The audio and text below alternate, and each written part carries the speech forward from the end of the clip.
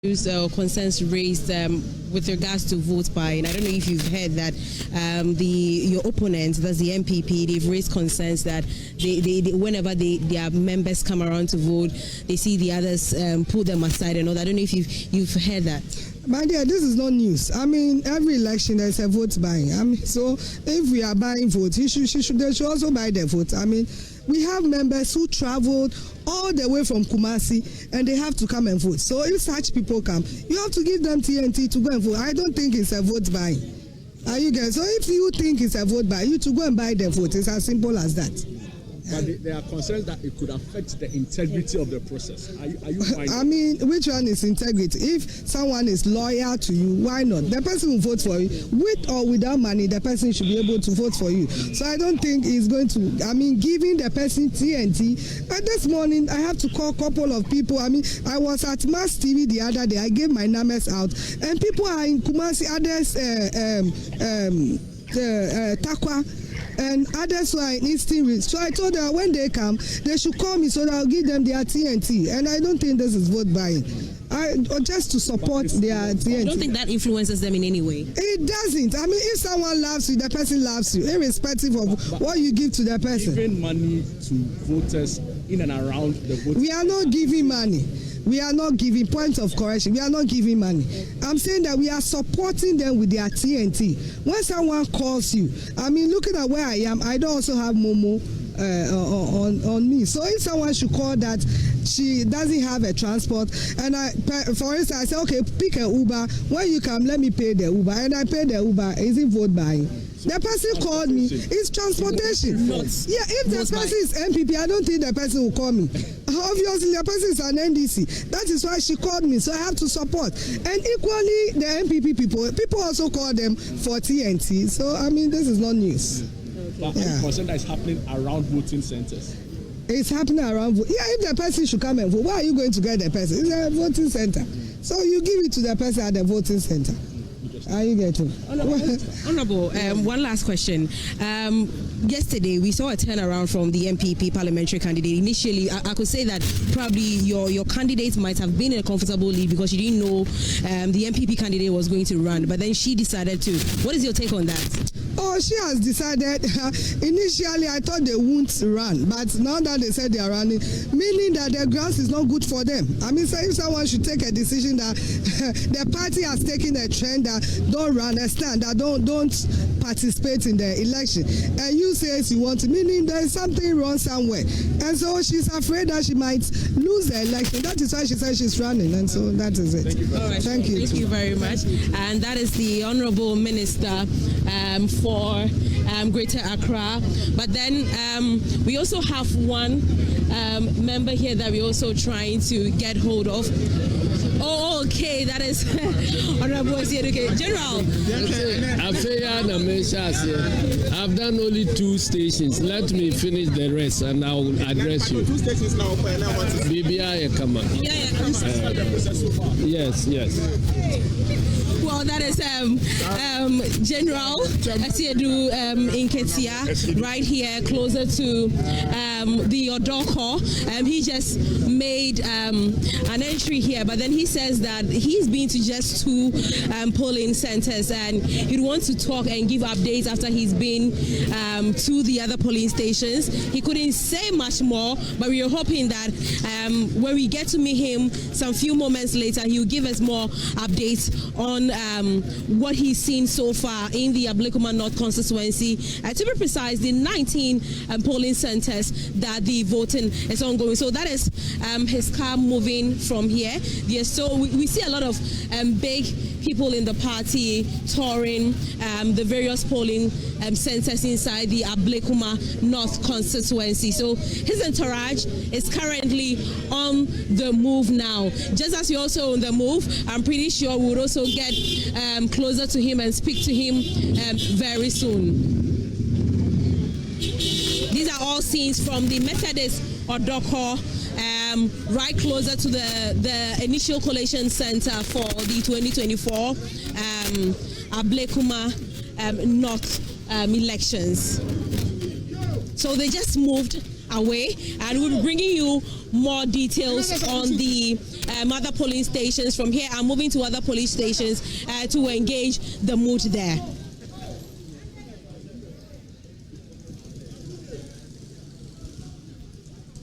There, giving us what's happening at the Odoko Methodist polling station, where you just saw the regional minister Linda Oklu pass by, and also the national chairman of the NDC, Johnson Asiedu Nketia. Someone, according to sources, is in pole position to become, for the flag bearers of the party. We don't know. You saw the survey by the Global Info Analytics, and it places, I think it was Haruna Mohammed in the lead, followed by Johnson Asiedu Nketia, and Haruna Idrisu in the lead, Johnson Asiedu Nketia second, the third was the finance minister, fourth was the chief of staff, and fifth was, I think, Okudzeto Ablekuma. And then you have the daughter of Jerry John Rawlings, Dr. Zenato Rawlings, also in there. So, yeah, by that we can say that he's in the running to become a flag bearer of the party. But let's see how it goes. But, I mean, let's stick with, Ablekuma North. We'll talk about what we found there later. But let's go back to the graphics and the data as we were doing.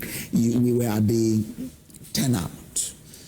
The turnout keeps reducing. It goes back up. If you look at 96, it was high. It came down to 57 in 2000, went back to 87, came down to 66, went back to 80, came down to 68, but it didn't go up. The sinusoidal we saw from 2016 to 2020, it kept coming down. And you say that, and you say that in 2024, it's likely this will even come down. Absolutely, and this is the reason because of a term that I have actually couched. It's called proxy strongholds. Okay. Right?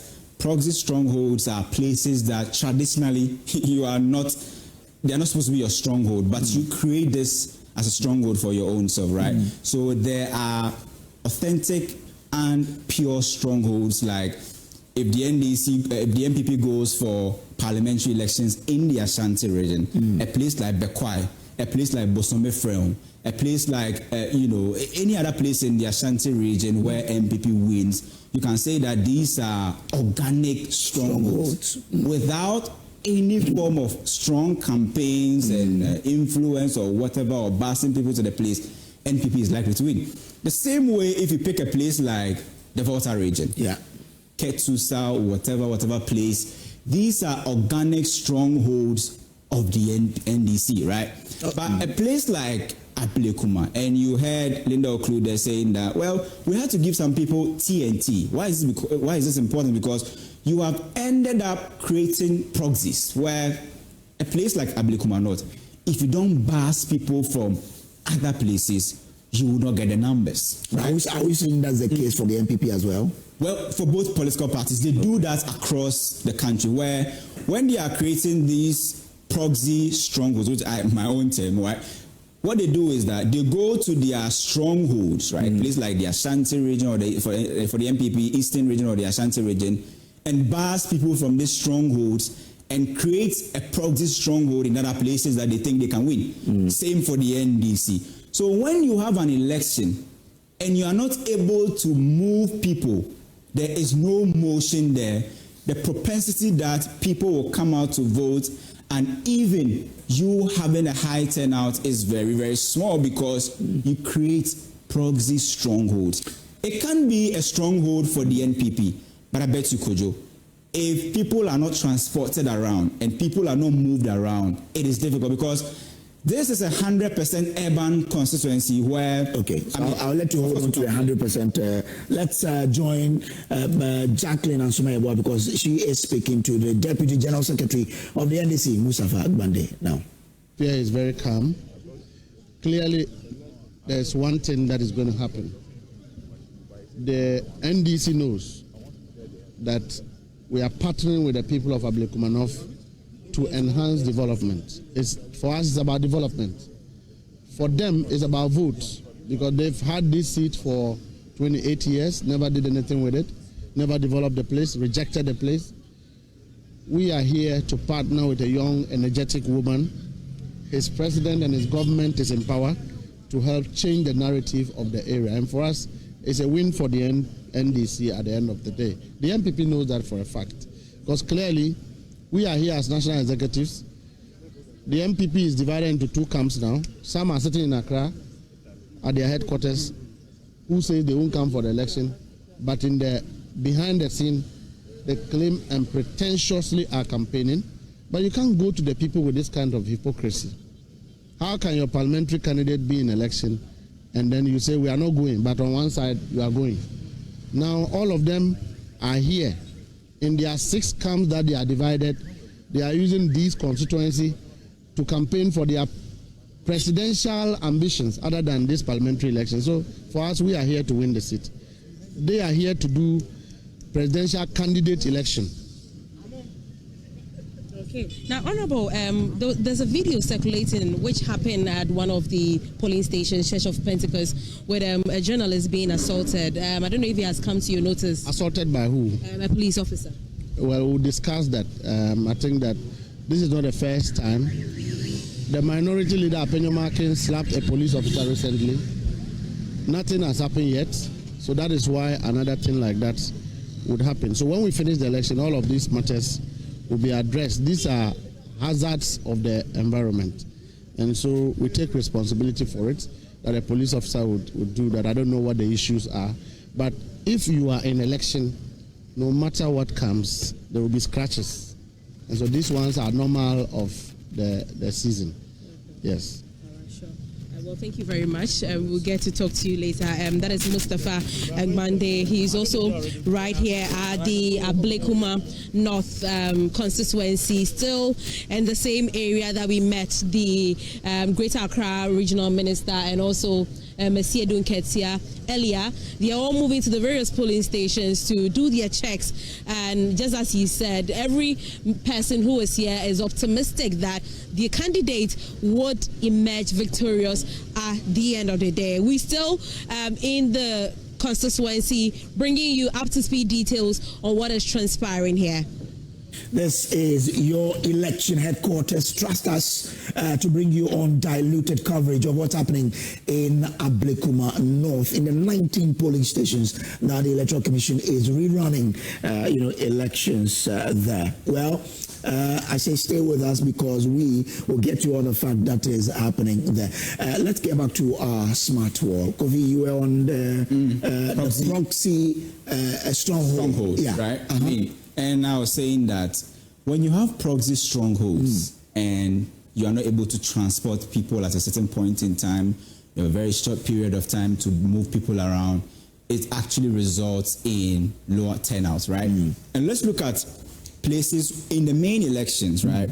If the main strongholds have low turnout, the proxy strongholds will also have very low turnout. Okay. Because already the organic strongholds are suffered. People, the propensity to vote is very low, so it is difficult to even convince people to even come to other places to go and vote. And so it all boils down to the national picture. But what makes Ablekuma North so special is that 19 polling stations, and I'll be taking you through all the 19 polling stations, their registered voters, and why political parties, when they were doing their groundwork, decided to stick with certain places. Because of the numbers, right? But if you look at the total number of registered voters, over 6,000. Yeah. Expected a little over 4,000. We have made the point that in Ablekuma North, if you pick every 10 voter, about 7 of them would tilt towards the MPP. So it means that you're looking at 70% of this 4,000 to go for the MPP, if all things being equal. Absolutely. So can the MPP then, or can the NDC, based on the goodwill their government is enjoying, say that even though 70% of this 4,000 can go for the MPP, but because of our goodwill, we may flip the seat? This answers your question. I want us to go back to this chart, and you understand why the NDC already is in the minority and why MPP is the main deal when it comes to who is in the majority. Because already... hold on for and get my question for me. But let's take you back to Ablekuma North now. Let's go to the grounds where our reporters are to bring you what's happening now. Sorry, what has been your observation so far? So we missed your earlier conversation. So, what has been your observation so far? You've been to a couple of the police. What has been your observation so far? Oh, I am not impressed with the macho men they are trooping around with. It's the same thing that happened in 2024, and they are doing the same thing. But luckily, the police command have been able to deploy a lot of policemen here. Yeah. But I feel with Methodists here, it's not enough. Okay. This is the same place the NDC constituency organizer tore the pink sheets and everything and bent everything. This is the same place. And he just went there, tore our album from our people. He tore them, intimidated them just right now. They've started the same thing again. Do you get what I mean? Yes. And this is the same place those things happen. So I feel that the police should beef up security. Oh, no, but have you spoken to the police about the situation? Yes, I've told them. And what was the response? Oh, he says we should exercise patience and that they will work. But I know justice will prevail. You see my word. Every time I speak to you, I say justice will prevail. God is alive. And God will never disgrace the widow. God will never disgrace the widow. How's the voter turnout for the MP? Wonderful. It's going well. Yes, people are coming out. But they are trying to intimidate them. People are coming out. Thank you, my dear. All right, so that is Honorable Akua Afriyie, the parliamentary candidate for the Ablekuma North constituency. But we want to get closer because we've seen Sami Awuku, we've seen Miracles also in here. We want to engage. We want to engage them there. This is the situation. We want to get closer. So this is what you see here. How have you been? I'm good. Observation so far. How many police stations in all have you been to? I've been to about 9 so far. And I mean, I think so far we've had some smooth run of it, except that, I mean, 60 police officers in one police station. 60 policemen.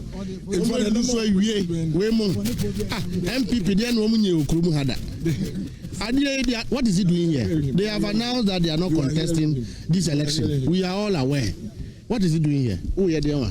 So let me tell you what we are doing here. We are restoring the voice of the people. He's doing Baumia's campaign. We are restoring the voice of the people. Presidential campaign for them. This is where he sent his men to burn the pink sheets. Here. How can a pastor do his constituency organizer is seen tearing apart pink sheets. This is where it happened. That's why you see 60 policemen. If you look at the album, how many people are even coming to vote? We have more policemen than the people who are coming to vote. And the Deputy General Secretary of the NDC entered here with more numbers than the number of people in the album. What kind of intimidation is this? What kind of democracy are we running? Should we all go home and leave it to them? How can you intimidate a party? Should we all go home and leave it to them? You saw the number of entourage he came with. You know, but I thank God today is a Friday. And so I'm very confident that on a Friday, a senior imam like him, he will comport himself. There's been issues and there's been cases of vote buying, especially around this area. Have you chanced up? Have you heard that? By MPP? Yes. Brian Achampon donated 200,000. Baumia donated 400,000. Now they are donating presidential camps. So I won't be surprised they are sharing. But as for us, we are stabilizing the economy. We don't have money to share. We have goodwill messages to give. They say they are not participating in the election.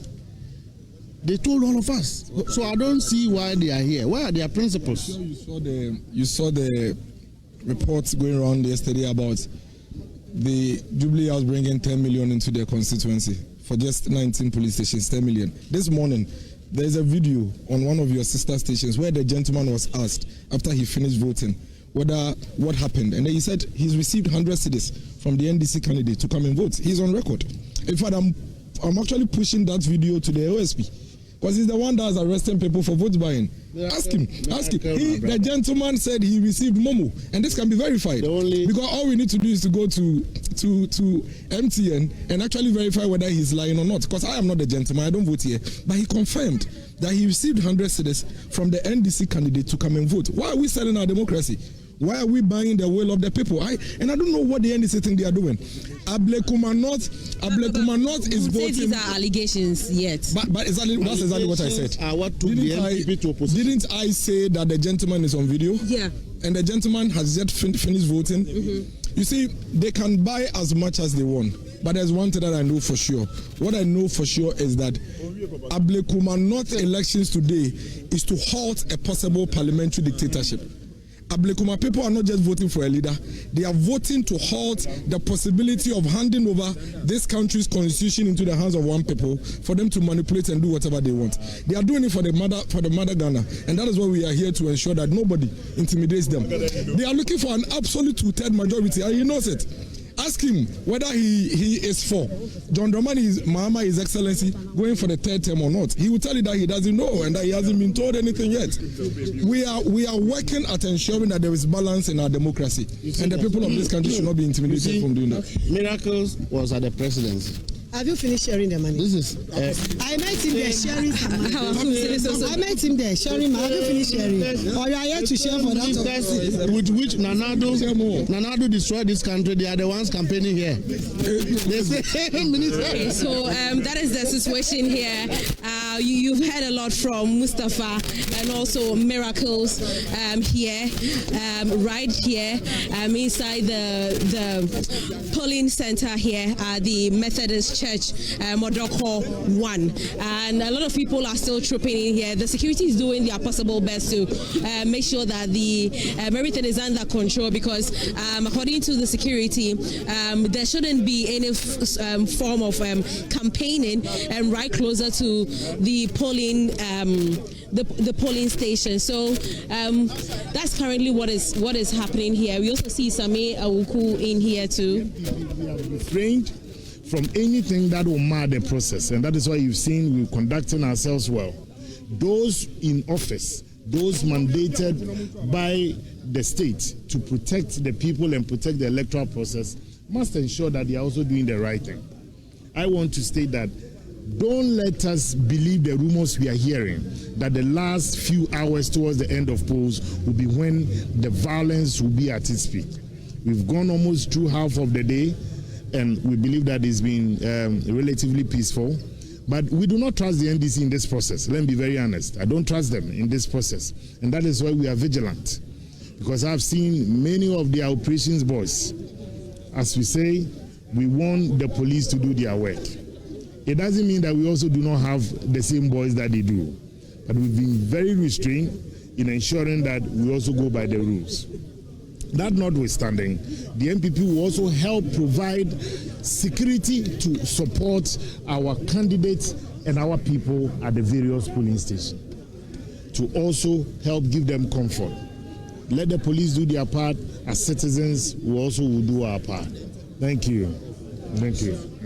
Okay, so that is Same Awuku here, and he also just finished speaking about the fact that according to him, they are in for, he is talking about the fact that they don't want to hear that at the end of the day there's been chaos and there's been this kind of issues and all that. So we're still trying to engage a lot of the party executives that we see here at the Ablekuma North constituency. We've been asked to move the interviews and the conversations outside the premises to allow the voters come in and vote, because some of them, according to the security, it would sort of in a way influence their vote, or even it's even a way of campaigning, which is not allowed when it comes to elections. So we've been asked to move out. So as you can see, everybody is out of the perimeter now to do whatever engagement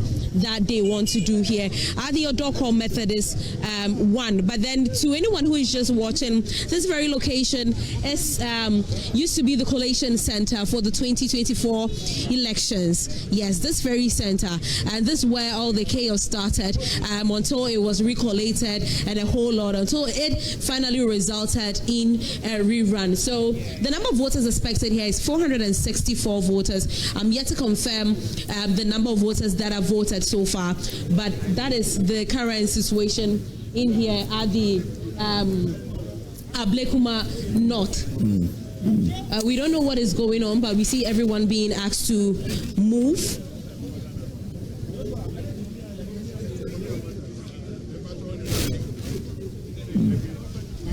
Okay, so okay, I mean, so that is still Mustafa Vande in the shots over there. We've engaged him earlier.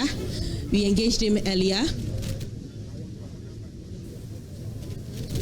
So there you have visuals coming in from the Odoko Methodist Church. That is the polling station that was used as a collation during the 2024 election. That had some violence that disrupted the process, and it is looking like an interesting spot. So our colleague Jacqueline will still be there to bring you whatever that will be going on there. I mean, you saw Samia Oku, he's a former national organizer of the party. He knows, and now he's an MP there. You also saw Bande there. You saw Miracles Abwaji, aide to Dr. Mahmoud Baumia. You saw, I think this was also the area that Johnson and Sedu Ketia came. Yes. Yeah. Also, you've seen the regional minister there, Linda Oklu, also getting there. So quite an interesting spot. That place is actually the focal point. It's very, very important. You heard Jackie there, and we'll go to the numbers very soon. If you look at the top 5 polling stations with the highest number of registered voters, Methodist is one of them, right? But we were talking about turnouts, right? Yeah. And your question you asked, and it's simple. You know that from 1996 to 2020, NDC has been in the minority. To even think of getting 40% was a dream, because the highest they've done was 38% in 2012, 38.23% in 2012. So to get to this point where we have to do a rerun of 19 polling stations to decide, it gives the NDC that strong conviction that, well, we are making inroads and we can possibly win in this place. That brings me back to the point I was making, whether Ablekuma is indeed an organic stronghold or a proxy stronghold, where if you don't, bus people into the constituency, you will not be able to win that. And we understand that in 2024, one dynamic that changed the outcome of the election was turnout. And Ablekuma North suffered heavily in terms of the turnout, where they got just 62% of the registered voters. If y'all can actually give me that slide, that would be very good. Where you see how Ablekuma has actually tanked in terms of convincing people to come and vote. As it stands now, if you select 10 registered voters, the likelihood that all of them will come out to vote is very low. You can only get 6 out of that 10 to come out and vote because of the numbers we are seeing. But Kujo, I want us to go back to and start looking at some of all the 19 polling stations and see the registered voters and how they've come so far. But I mean, before we even go to that registered voters or the rank we have done, we remember we said Ablekuma is 100% urban. Yeah, it means that people move in and out, and then also that place is majorities. So most of the places are residential areas. So people come there, they come and rent places. And then they leave. Right? It's mostly like a settler urban community where people move in and out. And so when you look at transfer or when there's that period, political parties tend to protect those areas where are majority urban, residential areas, because they know that there's a high likelihood that there are voters who have actually moved in and out, right? Yeah. Okay, let's take you to the grounds now, because James Avedji is speaking to the General Secretary of the NDC. Fifi Fiavi Kwete now.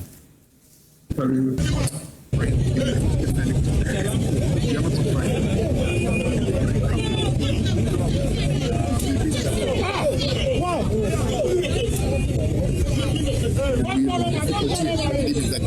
far as we are confident.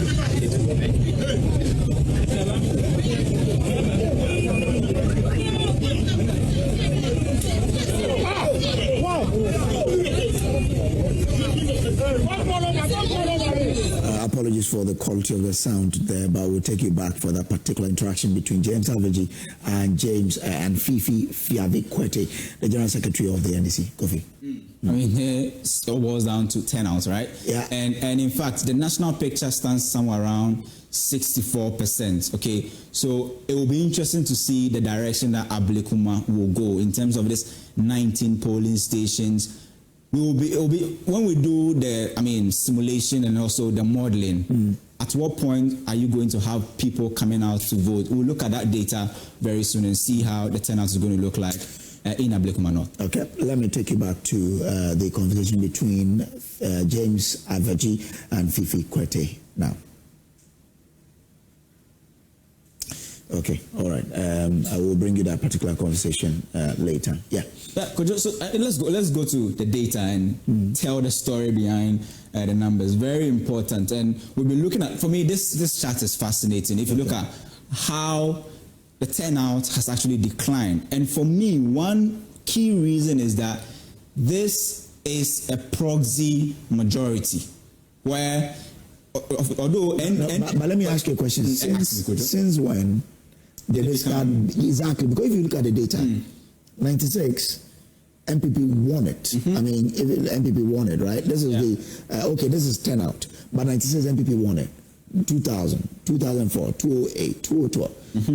Is that a characteristic of a proxy stronghold? Well, so one thing that we also need to put across is that there are points where organic majority or strongholds move from organic to proxy. Okay. Depending on the people living. If you take a look at Ablekuma, for instance, although you have majority of the resident in there being Akans, if you combine other tribes, you see that they also hold a significant component of the demographic makeup of that constituency.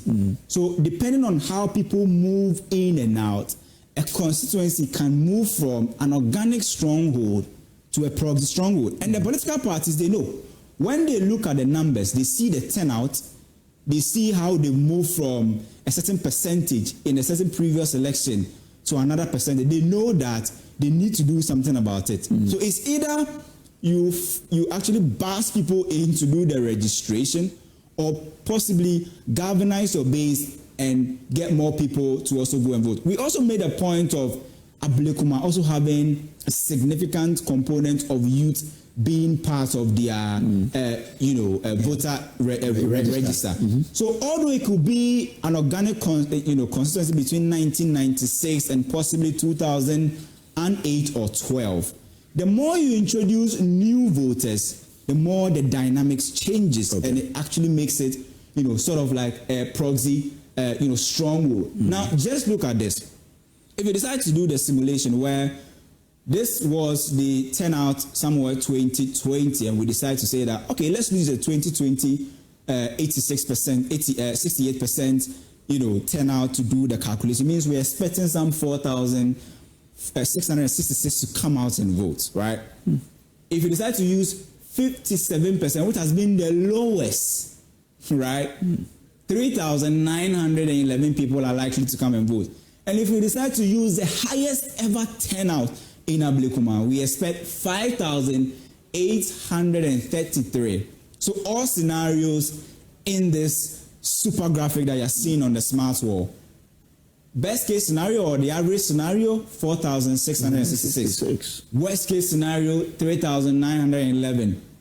Best case scenario, 5,833. And we have said that based on historical data, if you sample 10 out of this best case scenario, NPP is likely to take 6 or 7 out of those registered voters. And so that was the conversation, and people are actually saying that this is your stronghold, whether it be proxy or organic. You shouldn't be worried about a rerun, right? Because if you look at the distribution of the 19 polling stations that we are talking about, let's look at a place like I'm taking you through all the 19 polling stations, and we are seeing why this election is so important, and why certain polling stations are very, very particular and important. God First International School, 428 people expected to go and vote, right? Pentecost Church, it has one of the highest, in fact, it's actually the highest, 635 registered voters. It will be interesting to see the atmosphere at the Pentecost Church at the moment. But per what we know and the data that we are getting from the EC ballot statistics, this is one big constituency that, in fact, whether you are convincing people or you are telling people not to vote for any other political party, you should really pay attention to Pentecost, church polling station. Okay. DVLA office, also very important. And when we come back to that, we'll come back from that, we'll tell you the remaining and possibly also go to the Methodist Church and see why it is also very, very important.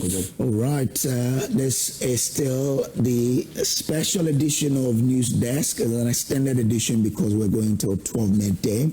We are covering the special rerun of the 19 polling stations in the Ablekuma North constituency. But let me bring in Dr. Victor Doke. He is a security analyst and lectures at the Kofi Annan International Peacekeeping Training Center. Doc, I'm grateful to you for joining us. Now, I'm sure you followed the Ablekuma rerun from morning till now. What do you make of the security arrangement that you see there?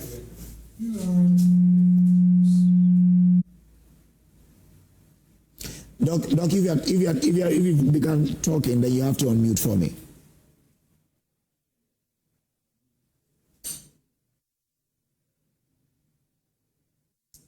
Yeah, Doc, so if you had my question, I want to pick your thought on the security arrangement or presence you've seen in Ablekuma North this morning.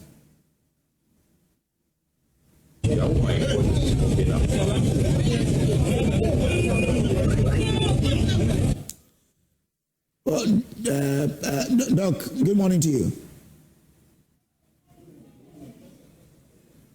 Okay.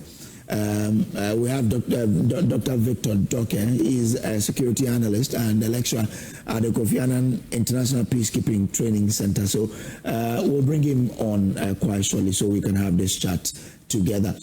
Doc, if I have you, I want you to tell me what you make of the security presence at the Ablekuma North as you've seen today.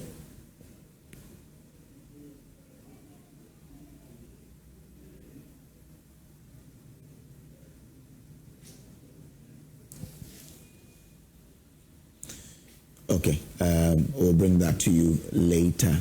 Let me come into the studio and listen to Kofi. Kofi, you're making a point about the voter count in all of these polling stations as we have. Well, so the average is around 431, but definitely you see there are outliers. There are constituencies that are above the average. There are polling stations that are above the average, and there are others that are below the average. And so I was telling you the story of the DVLA office being, I think, the second or third highest, 613 registered voters. That's what average was this morning. Exactly. Yeah. So in fact, if you really want to win this election, you should be targeting God First International School. If you want to win, you need a certain component of that. Pentecost Church, DVLA office, a CEDU, JEDU Memorial, also about 418 registered voters also there. I mean, if you go through the other, 19 polling stations, you see why this is important and why turnout has become the most important conversation in this. When we come back from that, I mean, we will go more into the remaining polling stations and why they are so important and the probability of you getting more from the number of people who will turn out will really decide where Ablekuma North will decide to go. Turnout matters, but let's take you to the Methodist church now, where Jackie and Swayabwa is standing by.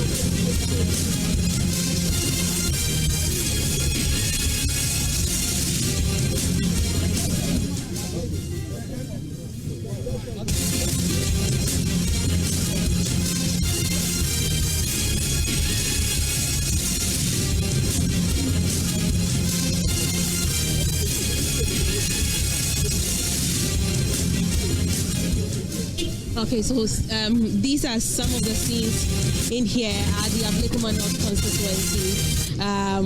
What I was there from afar, they are still trying to make sure they gather their people to come around to vote. But you heard earlier what the MPP party faithful said about what transpired here earlier. Even though we missed, but we had someone called us to come closer that there was a bit of misunderstanding here, and that was what he narrated. There was a misunderstanding between the two parties, the MPP and the NDC, right here closer to the filling station, close to the polling station here at the Ablekuma North constituency.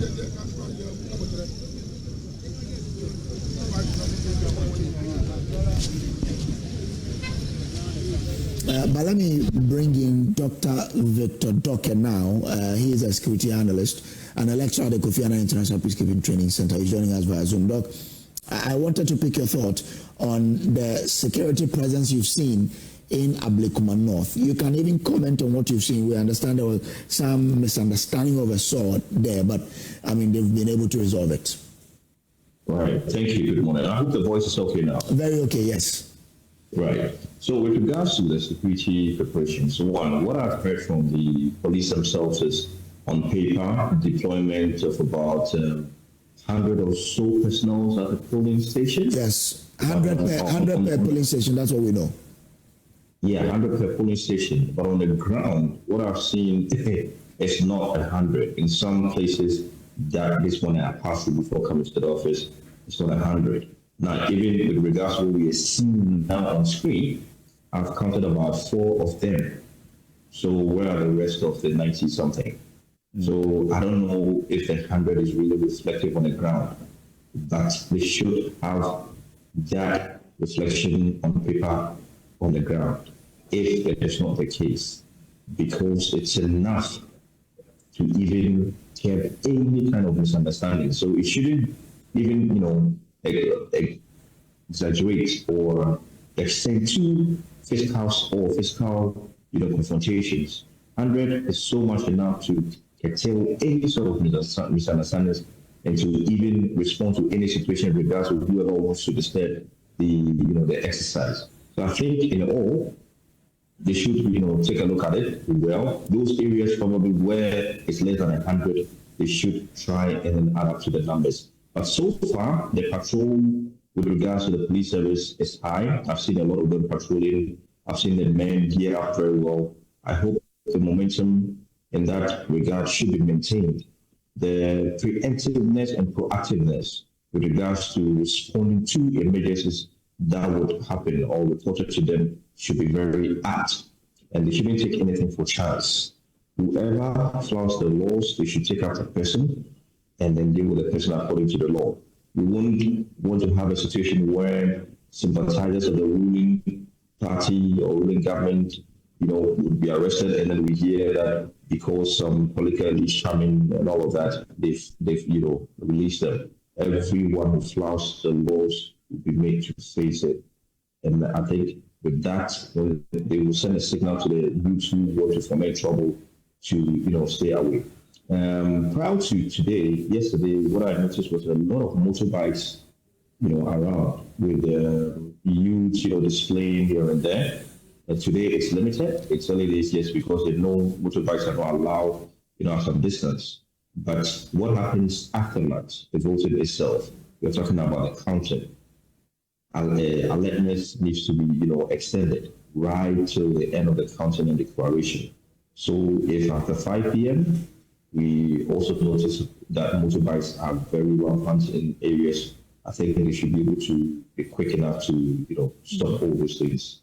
And I think when we are elect, we'll be able to, preempt and then be proactive in responding to any kind of situation. I mean, what do you make of the decision by the government to say that this is internal, so we believe the police can handle it? There's no need for us to bring in the military. Okay, so I don't know what decision went into, that specifically for the government, and thereby the Minister of Defense to come and then say the military will not be involved. Well, you're talking about elections, and ideally, the police is the lead, but then there's an election security task force. But if entirely you don't want even the military to be involved, at least you need some section, you need some men on standby just in case things go haywire to respond to or assist the police. So in my personal opinion, I think whatever that went into that decision, they should have, taken a look at it. But it means they are very optimistic that the police can handle the situation. So per what myself and others have described with regards to what should be done, if it is done from the police's side, then trust me, we won't have any situations. But otherwise, then it means we'll have some challenges. And what will happen means that the police will have no choice than to call in. And I don't think if the police reaches out to the military for assistance, they would, neglect that call. It wouldn't be good. So I think, although we've heard that there will be military involvement, trust me, when the need arises, you will see the military coming in to assist the security force. Before I let you go, I mean, you've proposed what the police should do in this particular election, 19 polling stations.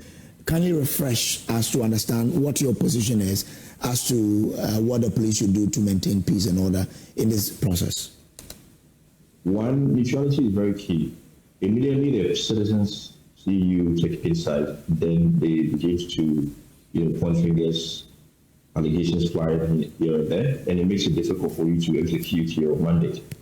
Now, when you remain neutral, everybody will trust you. That's number one. Number two, be bold, assertive, and as we've spoken, proactiveness and preemptiveness of the situation before it gets out of hand. We are there to cooperate and collaborate with all the officials there. If anything is happening, you should be able to ask the EC officials whether you can do A, B, or C. Call for reinforcement when needed and necessary.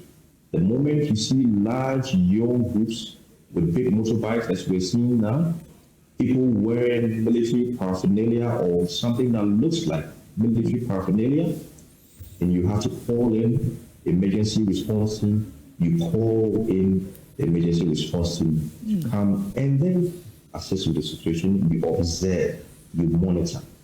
Now, all those young guys, as we are looking at from a screen now, motorbike helmets on their head, going in there. What is it? And you see the policemen over there. So then, this is the situation we are talking about. Assertiveness, proactiveness. We all saw they entered. Did the police try to stop them? I don't think so. So what is going to happen if this should continue? Okay? So I think the 100 men is okay. Is it reflective on the ground? If it is reflective on the ground, we will not be seeing what we are seeing here. Are you okay, Doug, hold on. Let me take you to the grounds now. That is what you can see inside. Get a closer look. The doors are locked, but that is what you can see here. I want to.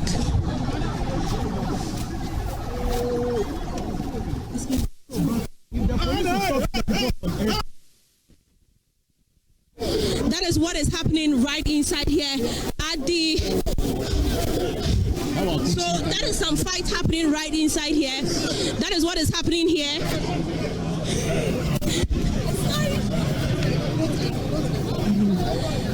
So well, that is the fight. That is the chaos that is happening right inside the Odoko Methodist Church. All we saw were that we saw some marksmen enter the premises.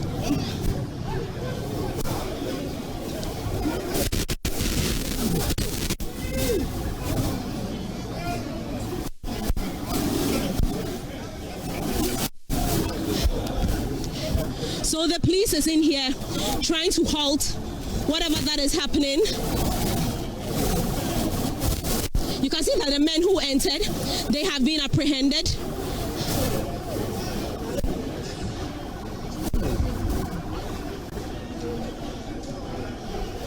Okay, so that is what is happening. That is what, if you get a closer view, the members are fighting with the police there.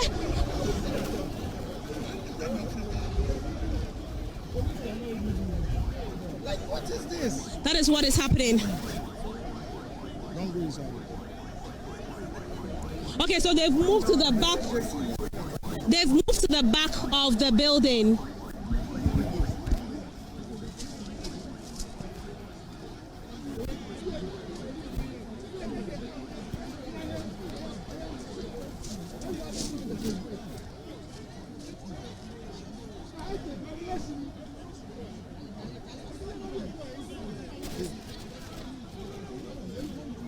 So these are some of the scenes, the sights and sounds that you are seeing in here at the Ablekuma North Odoko Methodist Church.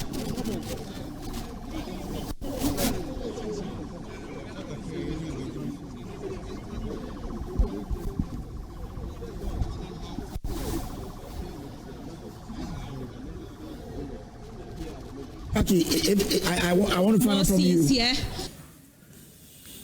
Security and a lot of cars coming in here at the polling station here at the Ablekuma North. There's still chaos here. There's more chaos outside here. There's more chaos outside here. There's more chaos here.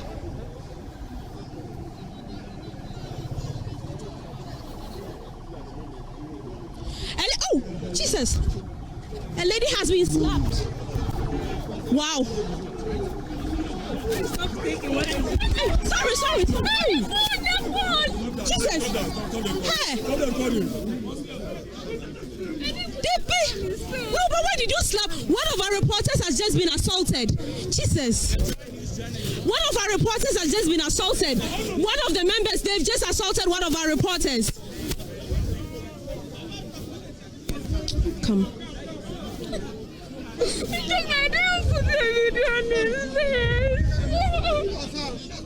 One of our reporters have been arrested. Sorry. It's one of the hazards. No, he really hit her. He really hit her. He really hit her. Not the best. Sweetheart, no, it's just hit her. It's okay. She was just even turning away.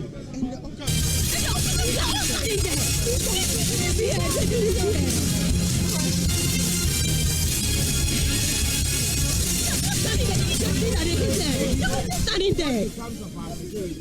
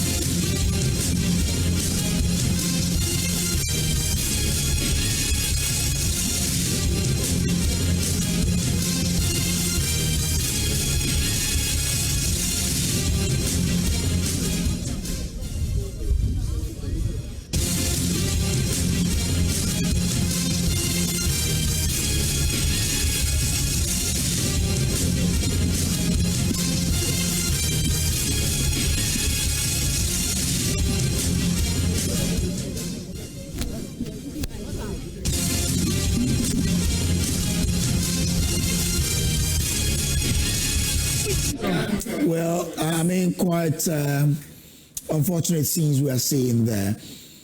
I mean, I just don't know what that was about. And I'm trying to know whether the electoral materials have been destroyed because I saw young men troop into the area. They started causing commotion. In the end, we've seen our reporter assaulted.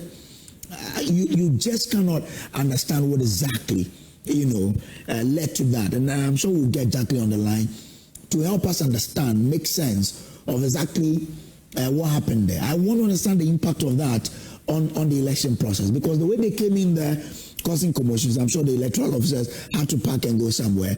Those who are coming to vote probably may not even have the appetite again to come and vote. What is all this about? I really want to understand that for an election that you're expecting about 6,000 people to vote, and we are subjecting ourselves to this level of commotion. It's just mind-boggling. This is not something we expected to see. Maybe, like Dr. Victor Doka was saying, this could then get the government to change its approach to this particular process.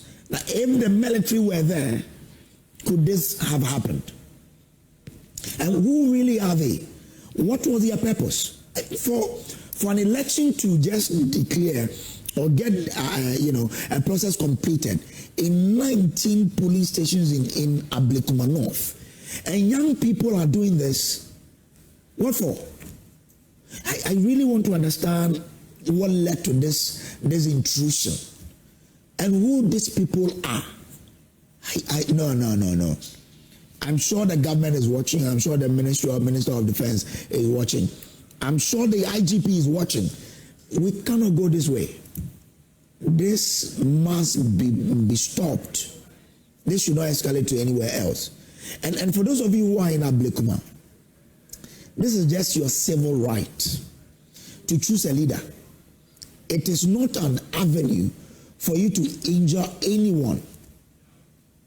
So please, if you are a youth in Ablekuma and someone comes to you to say, go and do this, don't. But I have Dr. Victor Doka with me on the line. Doc, you are seeing this. You are a security analyst.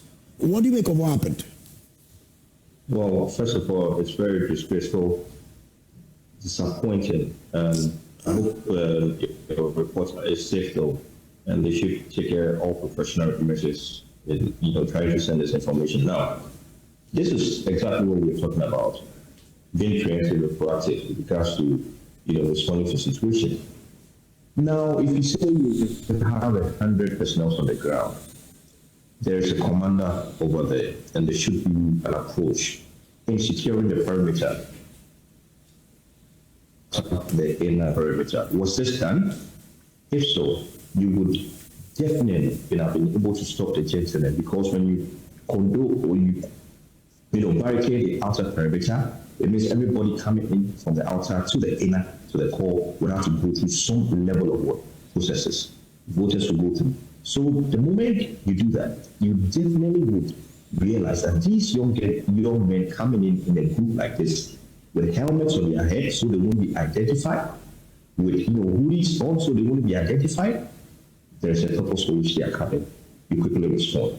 But yet again, if we are able to equip the police on the ground with at least batons or jack-up, okay? If you're not going to give them weapons, the patrol teams who are there should have enough on them, so that if these things happen, imagine this is the only police station we are experiencing.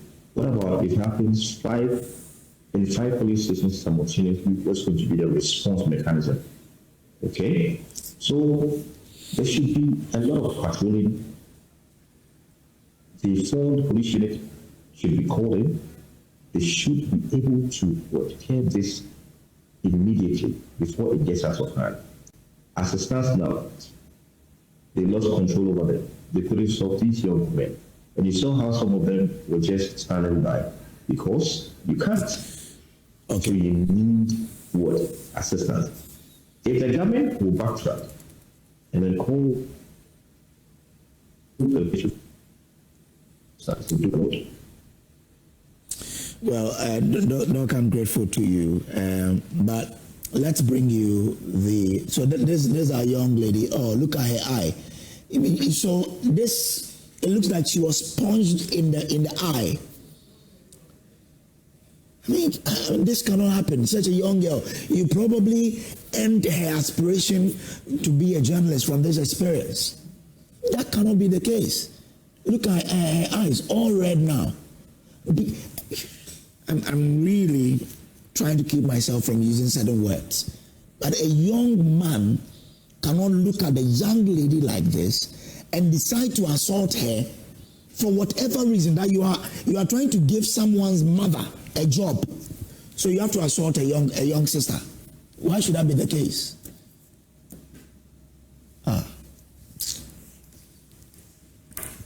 The way Jacqueline shouted, it presupposes that this young lady was punched in the eye.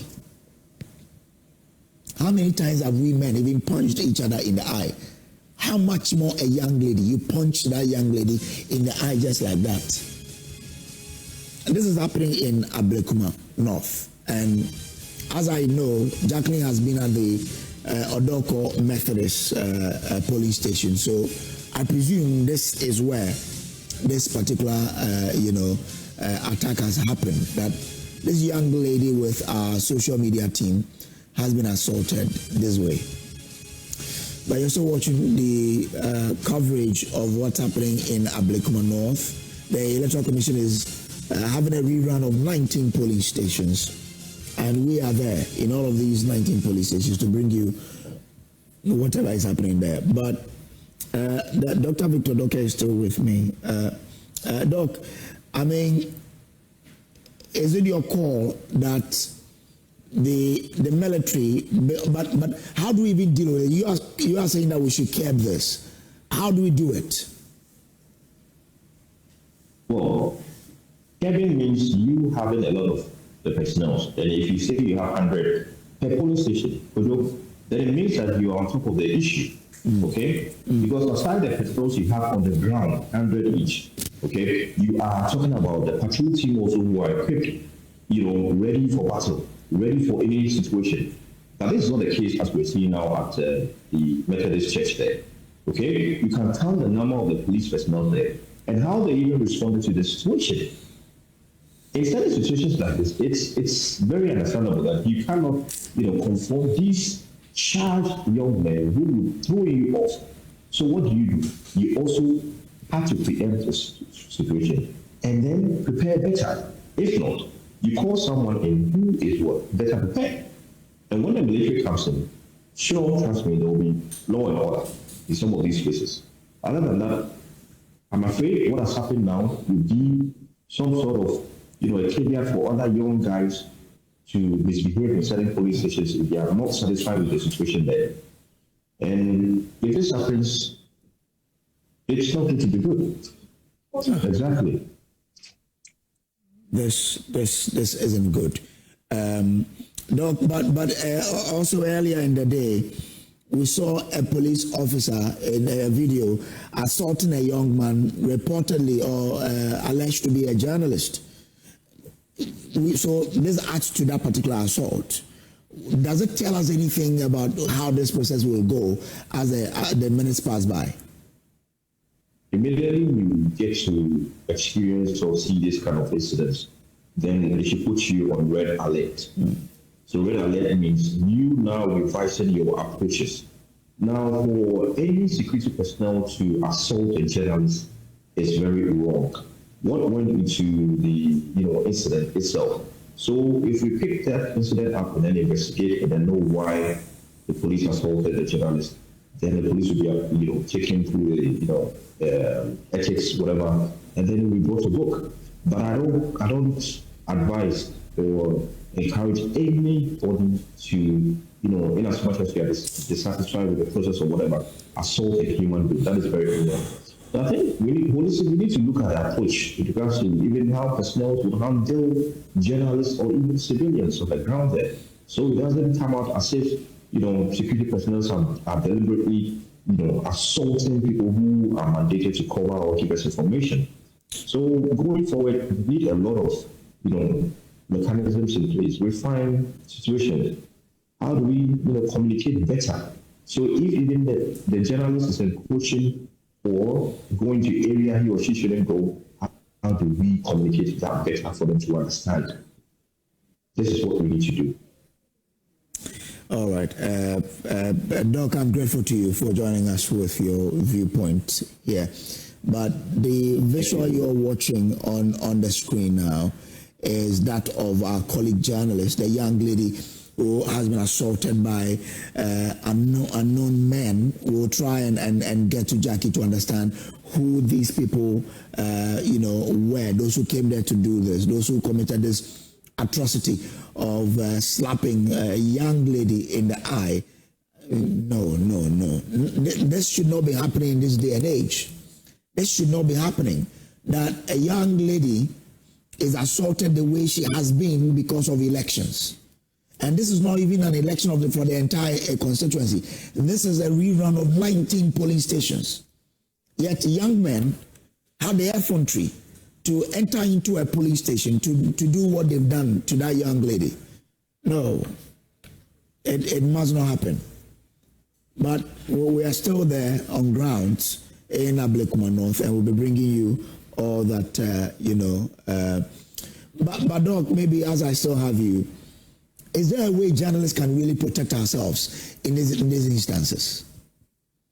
Yeah, right. So I think with regards to election coverage itself, what I know is you guys go through a lot of training, capacity building with regards to not only reporting, but how to even protect yourself in cases like this. Even observers, as we go on the ground, we are even taking through, some level of training with regards to how to protect ourselves in cases like this. Now, if you're a journalist and you're going there, one, look, around the vicinity, the area. It's advisable at least to identify somebody you know in the area that in case of any kind of situation, that person can offer some assistance. It's unfortunate you'll be posted to areas where you don't even know anybody there. The police is your friend. You introduce yourself to the security people there, and then you let them know the purpose for which you are there. In case of these incidents like this. But in the heat of the moment, anything can happen as a date. They rush into her, and then the unfortunate thing happened. It's very difficult for any security person to, easily or come to your aid readily, because they're also trying to salvage the situation and look at how best to care the incident for it not to escalate. So you are responsible for your own security. Unfortunately, when you are on the ground and reporting, any kind of approach that you take, if it's running, taking shelter somewhere, you do that. But the moment you realize there's a group of young men coming towards you, it's advisable you leave that particular area to a safe place. You can zoom in the camera and record from there. It's advisable to do that. Other than that, you take shelter within some security personnel who can salvage the situation in case of anything.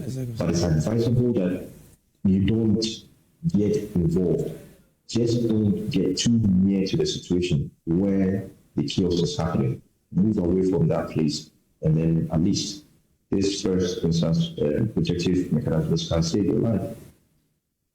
If you look at the statement the police put out yesterday, they said, in addition to police station security, police will monitor vehicular and pedestrian traffic around the voting areas.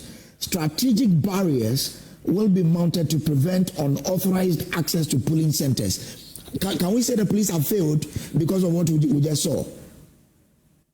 We are using their word against the strategic barriers. What does that mean?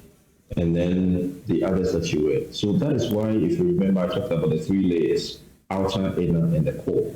So could you imagine we had the barriers on the outer, okay? Whoever coming in, screaming, voting, sure, and going, we would have been able to keep the situation. As it is now, movement of personnel are so much, individuals are so much. You see motorbikes coming in, vehicles coming in. The candidate themselves came in there with a entourage, with a vehicle. So there's no barrier with regards to entry of vehicles, which is unfortunate. And that's what we're talking about. Motorbikes shouldn't have access some meters to the voting area because of these incidents. Okay? So you realize that before the incident happened, 2 motorbikes back there, and the guys got down and join the others. So obviously, the mechanism with regards to security is not working. They need to revise it ASAP. I'm grateful to you, Dr. Victor Doke, for joining us here. He is a security analyst and a lecturer at the Kofi Annan International Peacekeeping Training Center. Let me bring in the Executive Secretary of the Ghana Integrity Initiative, Beauty Emefa Nate. And Beauty would help me look at the suggestion by the Greater Accra Regional Minister, Linda Oklu, that some TNT money are being given. Beauty, I'm grateful to you for joining us. What do you, first of all, what's your impression of what you've seen so far from Ablekuma North? Thank you very much. I'd like to greet your viewers and also say that it is really disheartening because we shouldn't be thinking about buying on such important day where Peter is actually commemorating Africa and Corruption Day.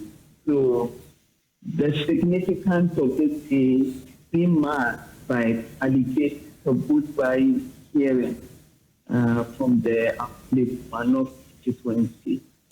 And that me, unfortunately, given the continuous education and awareness we continue to raise about issues of vote buying. And it's illegal because if you look at our law, not fairly above vote buying. So why this practice will continue is something that we feel is unfortunate, especially for an important day as African anti-corruption day. All right. Now, let's go into the issue that Linda Oklu spoke about. I mean, she says what they did is to give TNT to those who are coming to vote. Is that really wrong to help people with transportation to aid their movement to the polling centers to vote? So the law is so clear in terms of when we talk about vote buying. Vote buying clearly means that anything that you use to induce people directly or indirectly is vote buying. So politicians cannot try to define their own rules and regulations in terms of what the law says. And I don't think that it's proper that we countenance that. Once the law is clear in terms of any form of use, if the party wants to its own people, and that's the different arrangement that the party is doing. It is that one. We have raised concerns about that because of it is the cost that it adds to the post campaign. So we look at how much put into campaign. It becomes expensive by and with all measures, it's similar in a way that reduce the cost of campaign and help people to have a fair and a competitive playing ground when they start for elections. So if people would use inducement to continue to lure voters, I think that this is something the parties themselves should condemn.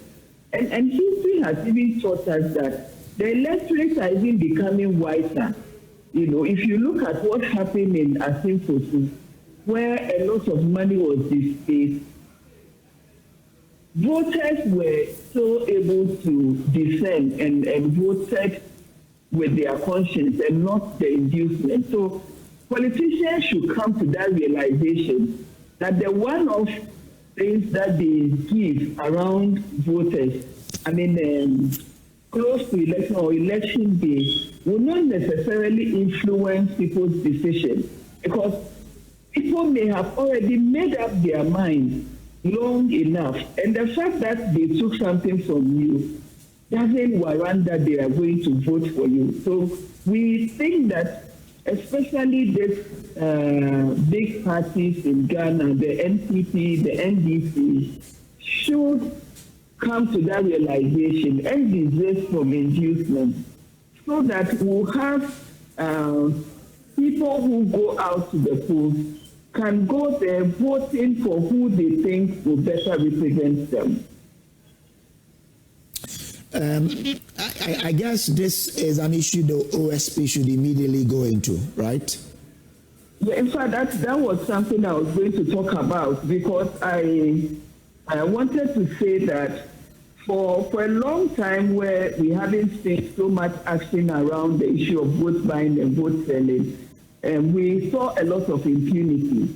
But for the monitoring that we have done over the years, because almost every election, the Ghana Anti-Corruption Coalition and GRI and the PD make sure that we monitor these issues of vote buying and abuse of confidence.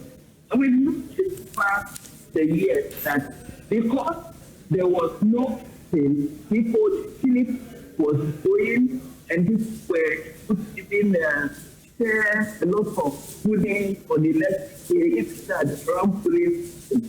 But since we saw actions from you're making a good point, but your line keeps tripping.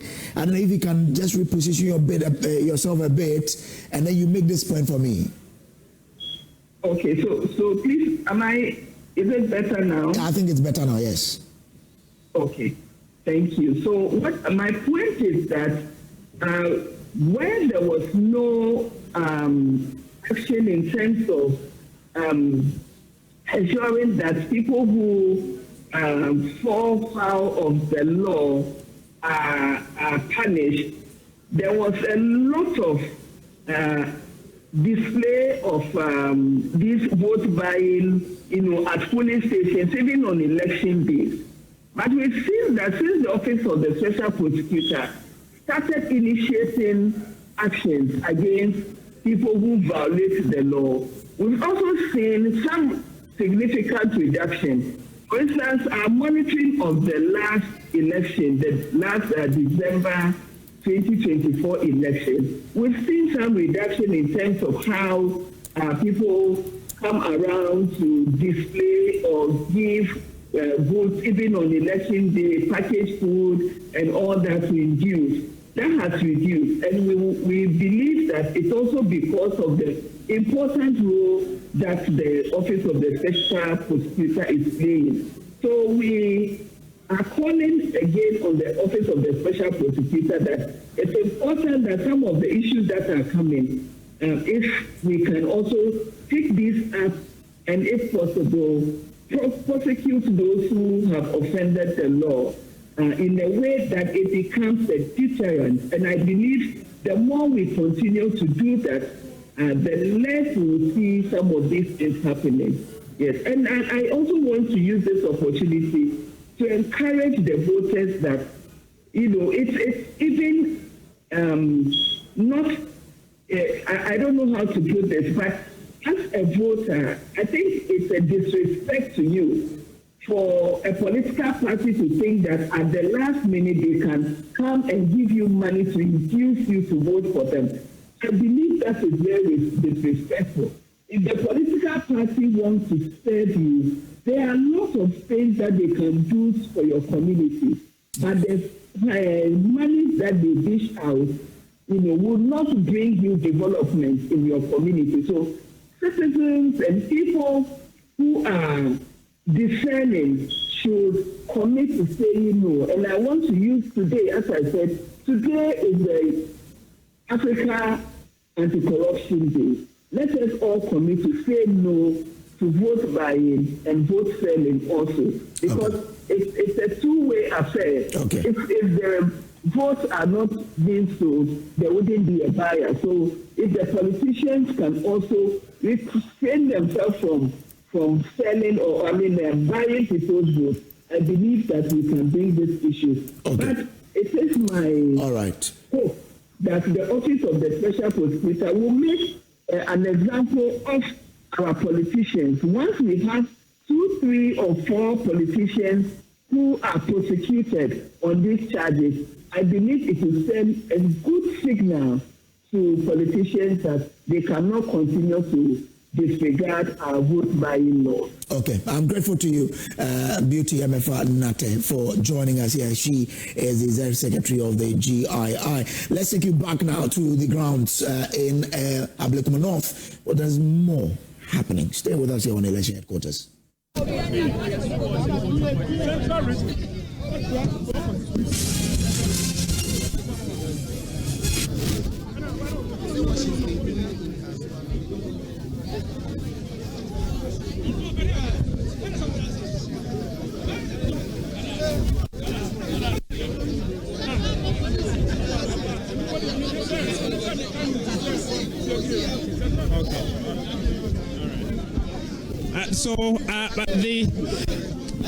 Let's hear from the legal director for the NDC, Aduji Tamaklo, on what has been happening so far.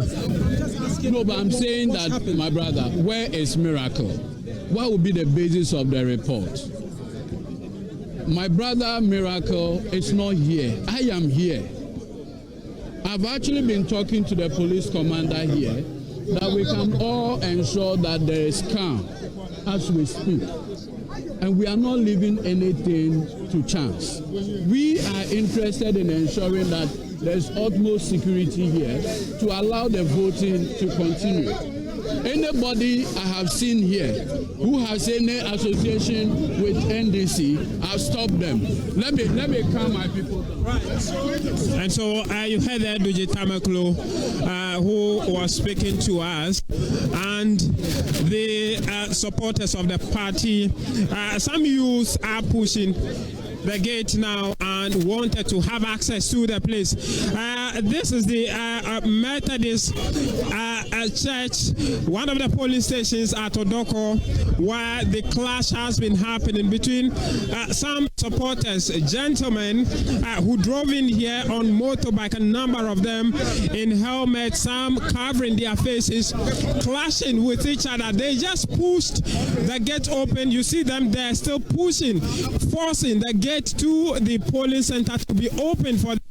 It is unclear what they want to get access to the place to do, but you have them in your shots there still pushing to get access to the place. We are still unclear which party they support yet and why they want to have access to the place, but you see one of them throws sand. They are throwing sand to the journalists who are on the walls trying to capture the moment. They are throwing sand to them. It is unclear why they are agitated so far, but it's still unclear why they are so agitated amongst themselves. They drove in here on motorbikes, some still in the helmet and pushing gates to be open. The police are here to effect any arrest amongst them.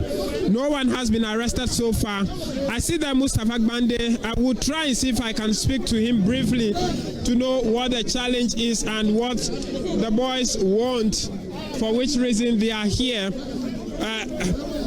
But so far, the police as well as the party leadership are trying to calm situation. Mr. Gbande, are trying to calm situation here as we speak. It's unclear what the agitation. I see there a police FPU van also driving to the place with a police officer sitting on top of it. The vehicle is trying to make its way here. Unclear. I see another police patrol vehicle also coming. Mr. Tamaklo, you were speaking to us. Is it clear what the guys were trying to ask? I think the guys were saying that they are not comfortable with the presence of Hawa Kumsin here. I pleaded with them that the police have already moved with her through the back door, so she's no longer here. So basically that was it. Wait. Take your time. Mr. Tamaklo, I just want to find out the boys who are here to demand that she's taken out. Are they your members?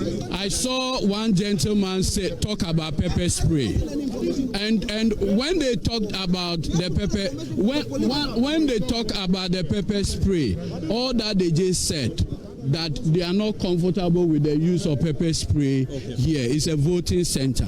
I encourage them that the person they have an issue with is no longer here, and so they should leave here and allow the voting to take place. That's all. I've realized they've listened to you and they have withdrawn. Are they your members?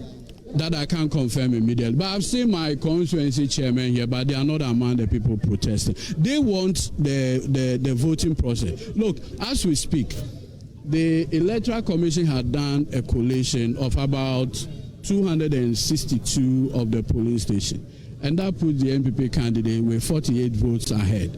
We want 6,000 people to have their say. That will flip the 48 seats, 48 votes. So that's what we are determined to get. That's the outcome we are looking for. We are for peace. Remember, we are in government, and so the responsibility is on us, and we will do everything to ensure that there's utmost peace here. Yes. Thank you. And Director of Legals there for the NDC, Godwin Edwige Tamaklo there, giving us updates on what has been transpiring so far. From the indication, he tells us that they have been trying to, the boys who came here to express their grievance have been trying to make sure that Honorable Haba Kumsin, the former MP who was here, leaves the place. It's unclear why they are happy with her presence at the voting center. We do not know, but what they've been saying is that she needs to leave the premises, and that arrangement has been made, as is confirmed to us. Honorable Hawa Kumsim have been taken away from the voting center so far, and calm has relatively been restored. The guys have left the place on their motorbikes. There you have them on the streets trying to leave the place. They've all climbed back to their motorbikes, and they are making their way out of the place. But what Edwige Tamaklo could not confirm to us is whether or not these are supporters of his party. But as far as he's concerned, they have listened to them to calm down, and they are now making their way out of the place. And so that is the genesis of the chaos that we have seen so far here at the Methodist Church polling center here at Odoko, where they have been fighting among themselves in the last few minutes, but relative calm have been restored. We'll try and see if we can speak to any of the leadership or the senior officers of the police here who are making sure that there is calm returning to the place to get an official position on what has been happening so far. And so calm has been restored. The police FPU van which moved in has also moved away and parked at the far end to the police station. A number of the police officers are draped in their gears on standby to enforce the law, to maintain law and order as we speak. So that's the situation. A number of the youth are currently still moving towards the other side of the polling center. You see the police van, FPU, police bus, having some number of police officers in there also on standby. The youth have been moving on the street back and forth. It's still unclear what they want as far as the process is concerned. But I can say that relative calm has been restored so far. It is not as chaotic as we have seen in the last few minutes. I see there Malik Basentale making his way to the voting center, the YEA boss making his way to the polling center, and he is the one that is currently drawing the crowd that is coming. and so that's what we experiencing now. He's trying to make to get a word from him on why he's here and the whole crowd that has been following him around. Okay, and so they are guiding him out of the place. I'm sure they are going to pick their cars and leave now. And so he's just passing by, and the party supporters are guiding him away from the scene. And so he's going now, and the rest of the crowd are following him. So that's the situation. Briefly chaotic, very chaotic amongst the supporters who are here demanding that the police take action to get away the former MP Hawa Kumsin away from the scene, and the assurance is that she's been taken away from the scene as we speak. And so there is relative calm. The youth are still on the streets and lurking around while the party officers are still trying to do some negotiations and get to nerves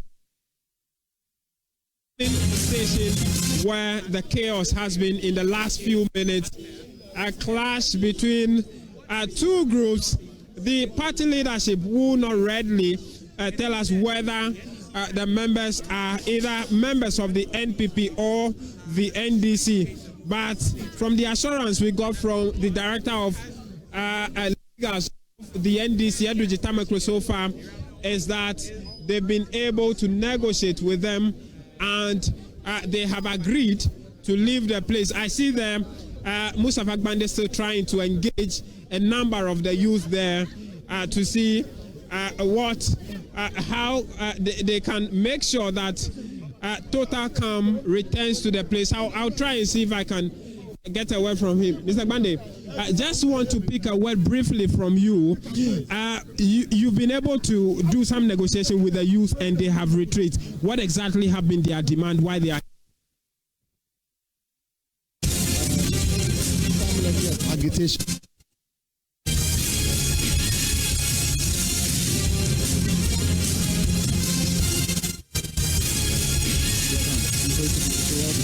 You can see this is MP. These are MPP. Okay. This one is NDC. So we are trying to make them. We are the same people. We are the same family. So they will come here. They will come here. How is the negotiation going? Charlie, the negotiation, we are brothers. But right now, because of power change, our brothers, they beat us. Wow. Like, seriously. But then to have exercise patience to us. Because the game is sometimes changed. We know what they can do because they are in power. But we are begging them. Charlie, he changed that. Why we there in this punishment? But he can change again. But we are brothers. We should think of that. We want peace in this constituency. Like the way we are doing. We are pleading. It should not be fight. A winner should just win. If you are a loser, you accept. So we are pleading to all. We are brothers. The violence is trying to be too much. They should have exercise patience with us. So your boys have listened to you and they have retreated. Are we sure that they will not return it? No. We are here with them together, and we are trying to bring peace, like they said. You know, like the way we had beating our Kumsin. But sometimes we feel like they should have patience. You know, everybody has. But why is she here? She's here because of you know, there is an election going on here. Definitely, I know she was also here to check what is going on. So a lot of people are here. A lot are here that they are also checking, like the NDC. But we are not fighting no one. Okay. We are just trying to bring peace. Has she been taken away now? We are now about to check that one. Now I don't know. We are. Let us read this page. Okay. So what's your name? I'm Ibrahim Mohammed, popularly known as Figo. The MPP. I'm the MPP boy. Yes, man. Thank you. The gentleman calls himself Figo, and he said they've been able, he is part of the NPP, and they, the leadership of the boys, have been trying to negotiate, and indicates to me that they've succeeded at the negotiation. It's just beautiful to hear the two of them, he himself and Mustafa Agbande, trying to have a conversation and come to a consensus. And so we can't say for now that so far they have come to an understanding. They admit that the boys are from the two sides, the NDC as well as the NPP, who clash here on the demand that Honorable Hawa Kumsim should leave the premises. And he's been telling me that although this is not her constituency, she's a former MP and also decided to only come and observe the processes as it has been ongoing. And now that they are unhappy and have been able to take her away, calm has been restored so far. And you see in your shot the two of them still having a conversation. They, the NPP and the NDC, Mustafa Agbande and Figo, are trying to calm another gentleman there.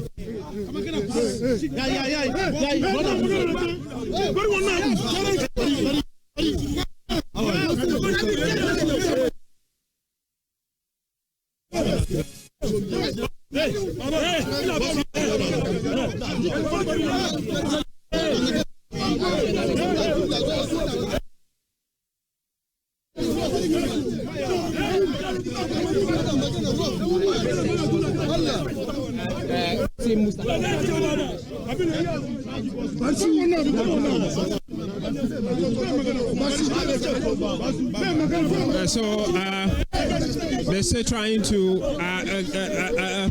get one of the boys out. I don't know what. So it's quite fragile here. Anything leading to disagreements and between the two sides, and somewhere somehow they find a way to resolve it amongst themselves. The police are currently all lined up in front of the main entrance to the polling center and trying to prevent anybody from having access to the polling center. They are currently lined up there for a human or wall around the place. I can count at least 15 police officers currently in front of the place and not letting anyone have access to the polling center any longer. The situation, there is calm with a bit of disagreement and confrontations among the supporters who are here also observing the situation. It's unclear the identity of the group, and you will barely be able to make them out because they are in any party color, and whether they are in or NPP party color, they are all in mufti and trying to also observe the process, but sometimes lead to some disagreement amongst them every now and then. And so that's the situation here as we speak at the Odoko polling station, currently here in the Odoko area. Just gone by was chaos, fight between the two sides of the political divide. Their leaders, Mustafa Agbande is here, the director of legal, Aduji Tameklo is also here. The two of them have been speaking to us, indicating to us that they've been able to negotiate and get some calm as we speak. And so there is relative calm here at the Odoko Methodist Church polling station here in the Ablekuma North constituency. So that's the situation for Brace and Sweetie. Calm has been restored now, and activities have gone back to normal. I'm sure voters are still in queue to vote. I see there the voting area, the table has been cleared. Is unclear why the voting has paused for now. We'll be trying to see if we can get any indication, clearer indication, as to why the voting process has halted so far. The EC officials You see a number of them sitting there, a gentleman on his phone making call, a party agent actually. I'm sure the EC officials might have been whisked away from the area. The police officers, I count about 1, 2, 3, 6, 7 of them surrounding the ballot box there, trying to secure the ballot box against any form of misunderstanding or chaos that may occur. So that's the situation. Voting has halted as we speak at the Odoko Methodist Church polling station or polling center here, and the electoral officials have been taken away from the place. You see a number of police officers holding the violence control shields. 4 of them there standing in front, geared up from head to toe in the violence control gear.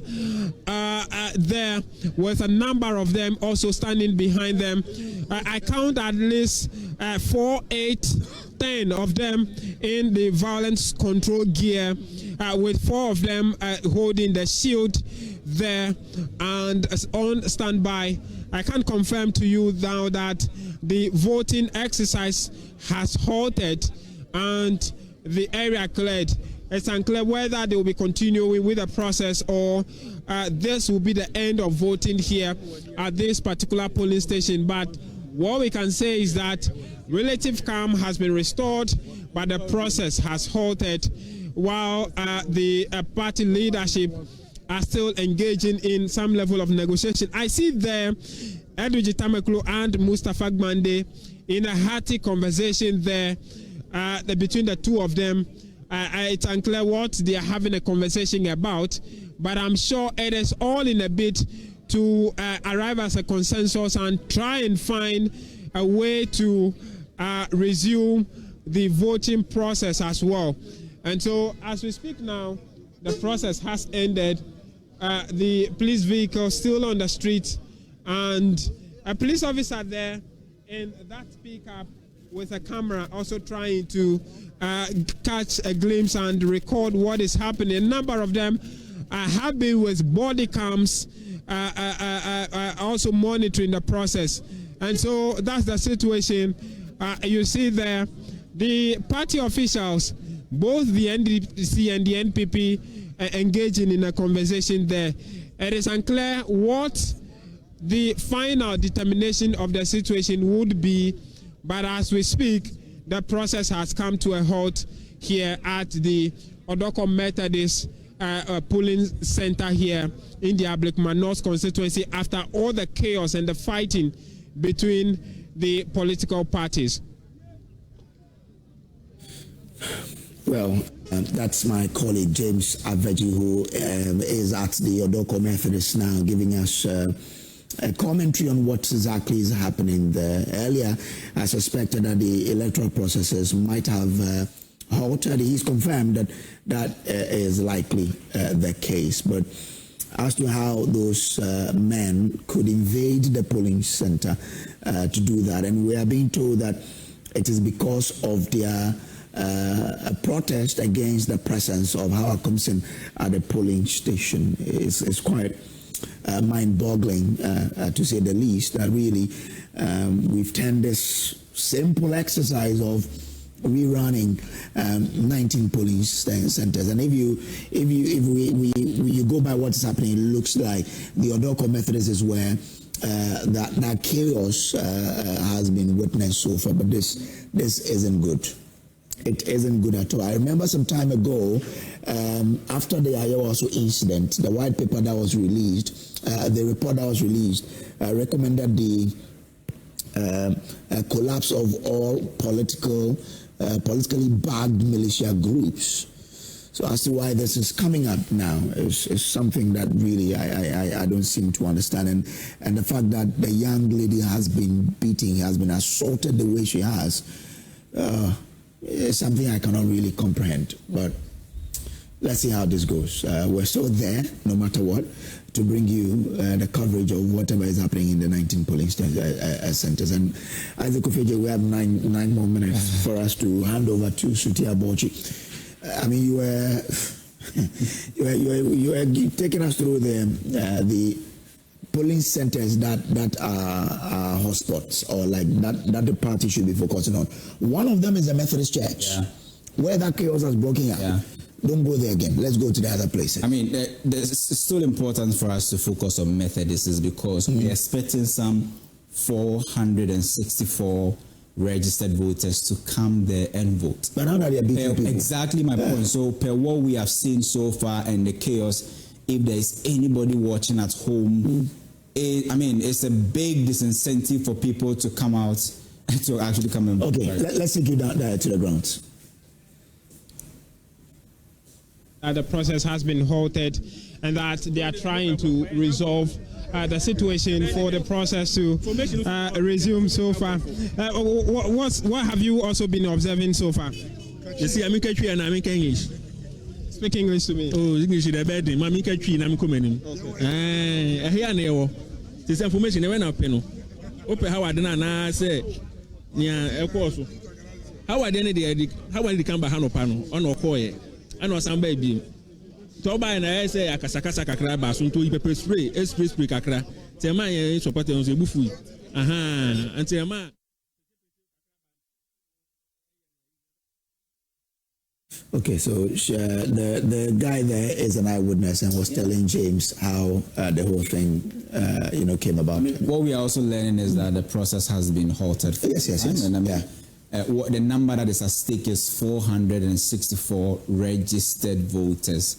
Looking at the current turnouts, in fact, if these people are actually deprived, and time is still going, and by 5 o'clock, I think polls should be closed, and so if the chaos continues, and then you do not allow these people to also come and vote, that could have actually a dent on the outcome of the election. And we understand that even with the previous one, it was this same station that, confusion erupted. Because that is where they were doing the coalition. Exactly. Yeah. And in fact, the same thing has been repeated. It simply means that we've not learned our lessons, right? And I must make the point again that this is a big disincentive for the 464 registered voters who will be watching, and then whether on TV or as bystanders on the road, and saying that how do I go into that place to go and cast my ballot? Because the moment I go in, I don't know which group will decide to come in again. And that is an enclosed area. It means that if you enter there and then there's another confusion, the probability of you getting out is also okay.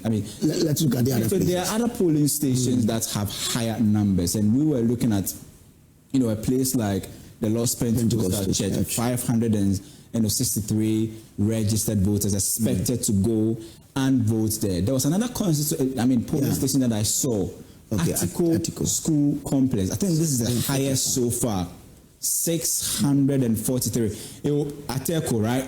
It will be Ateko, school complex. It will be interesting to see what is happening there at the moment. And we know our men and women on the grounds will be bringing us the picture very soon. But 645 registered voters expected to vote there. Brace, we have to end on a note that everything will be boiled down to turnouts. Yeah.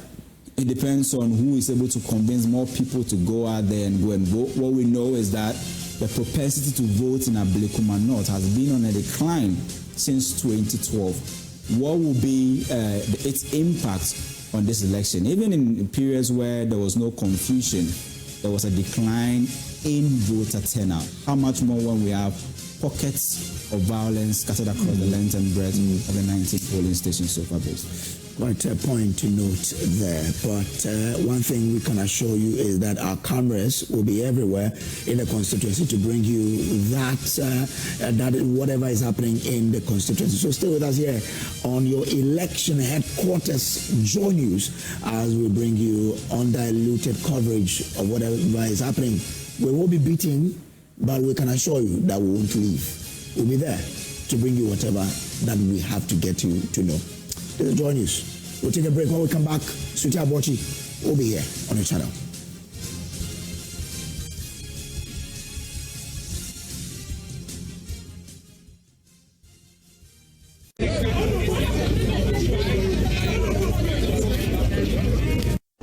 Wow.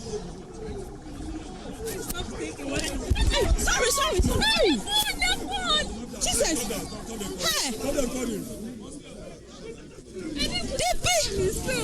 did you slap? One of our reporters has just been assaulted. Jesus. One of our reporters has just been assaulted. One of the members, they've just assaulted one of our reporters. Come.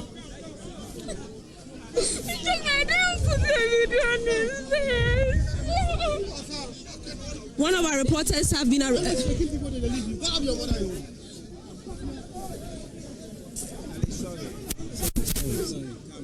It's one of the hazards. No, he really hit her. He really hit her. He really hit her. Not the best. Sweetheart, no, it's just hit her. It's okay. She was just even turning away.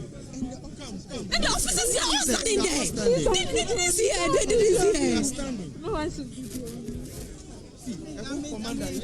they're all standing there. They didn't see that they hit her. They were just standing there.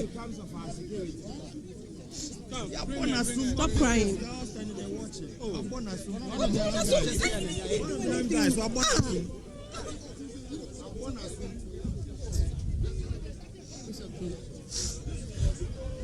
Sorry.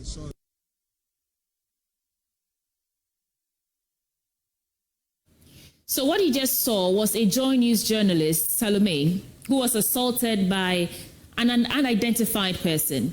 Now, that's on one side of the story. There are other pockets of issues of violence that we want to bring to your attention. There was an officer of the Ghana Police Service captured in a viral video assaulting a GH1 journalist during the Ablekuma North parliamentary rerun, and as have been indicated. Now, the police, in a statement, have announced that the officer has been removed from election duties with immediate effect.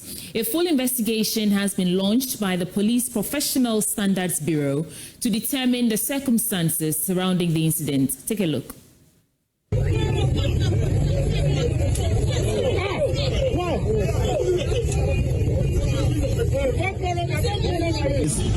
I said no, I can't leave the premise because I'm currently at Odoko North polling station.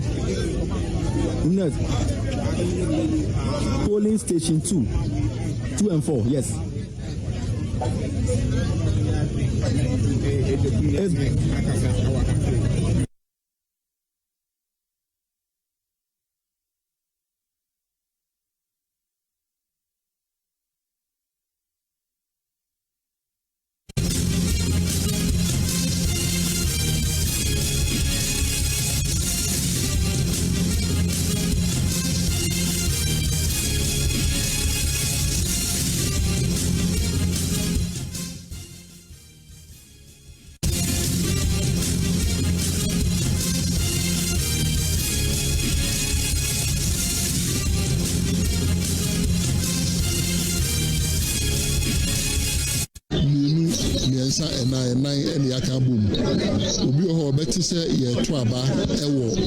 Police station Methodist no asori no oba one person onu police station ne ka ho ana eno ka ho bi ama ebinom edu ba bi o mka se bi a onu nidin enim but ba bi a ampa obi edin enim no Electoral Commission no edebe adwuma. You understand? Again, police for what has say enough to take care of all the registered voters now. I was say on Babeto Abano Eneno. It in yesterday say yenya GDA police no na omunya adwuma. Aya adwempa enti ne yempe say ye de asoja for asrafo ebeba ababe rera voting mumu yempe ne sa fi say elections oboni beka say civil ade ene ye enye war. You understand? Enuntino obi anka na command to yem yako inside ye na police for na kasa ye na amanfo eho nyina kasa wo a unye police ni na unni dwuma bi edi potin ewo abato ni mu no yasre ohwe ya omu nyina apie media for crowd misre se mu nyina so nyeden mu nyina so mp I perimeter ni se na be ya obi e ba beto aba obetima yeden akwakoto aba nti ye ogide se enema ye de atoto akwemu no. By the end of the day, you bet to me every year about ya between na Ablekuma North enya member of parliament constituency nankasa na yɛ dɛ akase ɔmo ayi ɔmo ɛda wase.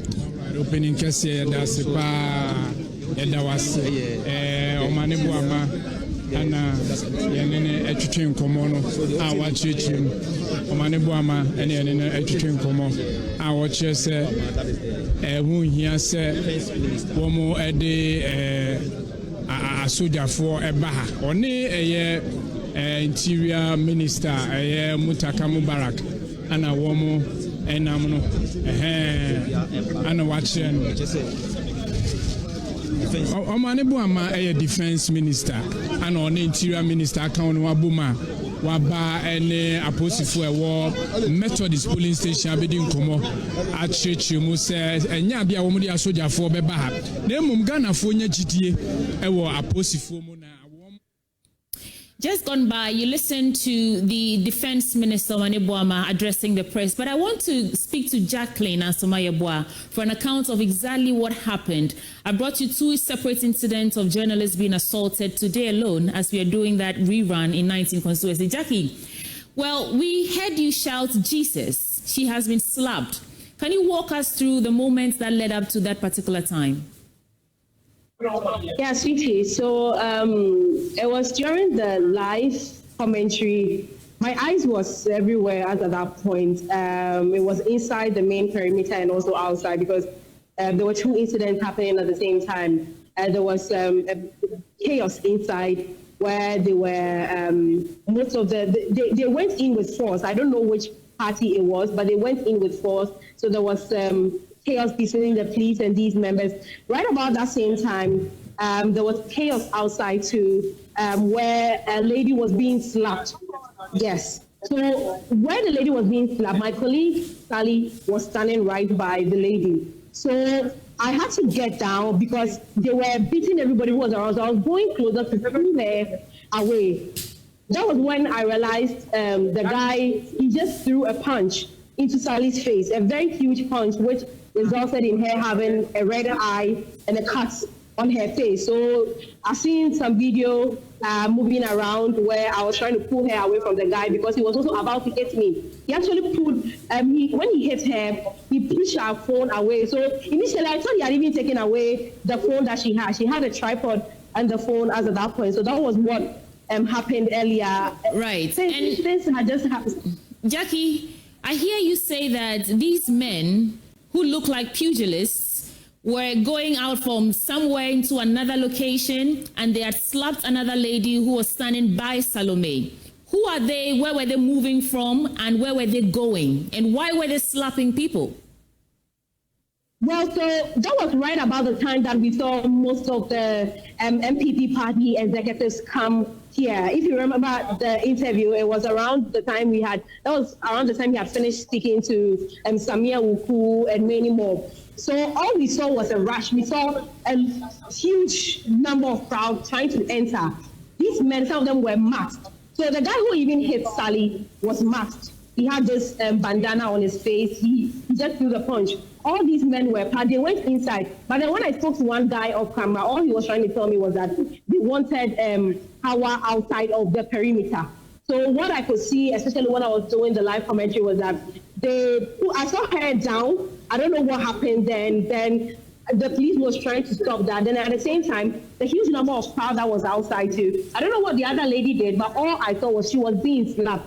And her wig was even taken away. So that was why I shouted. Then the guy came. Then I don't know if he thought we were taking a video of him, which we are even here supposed to do anyway. Then he threw that punch on her face.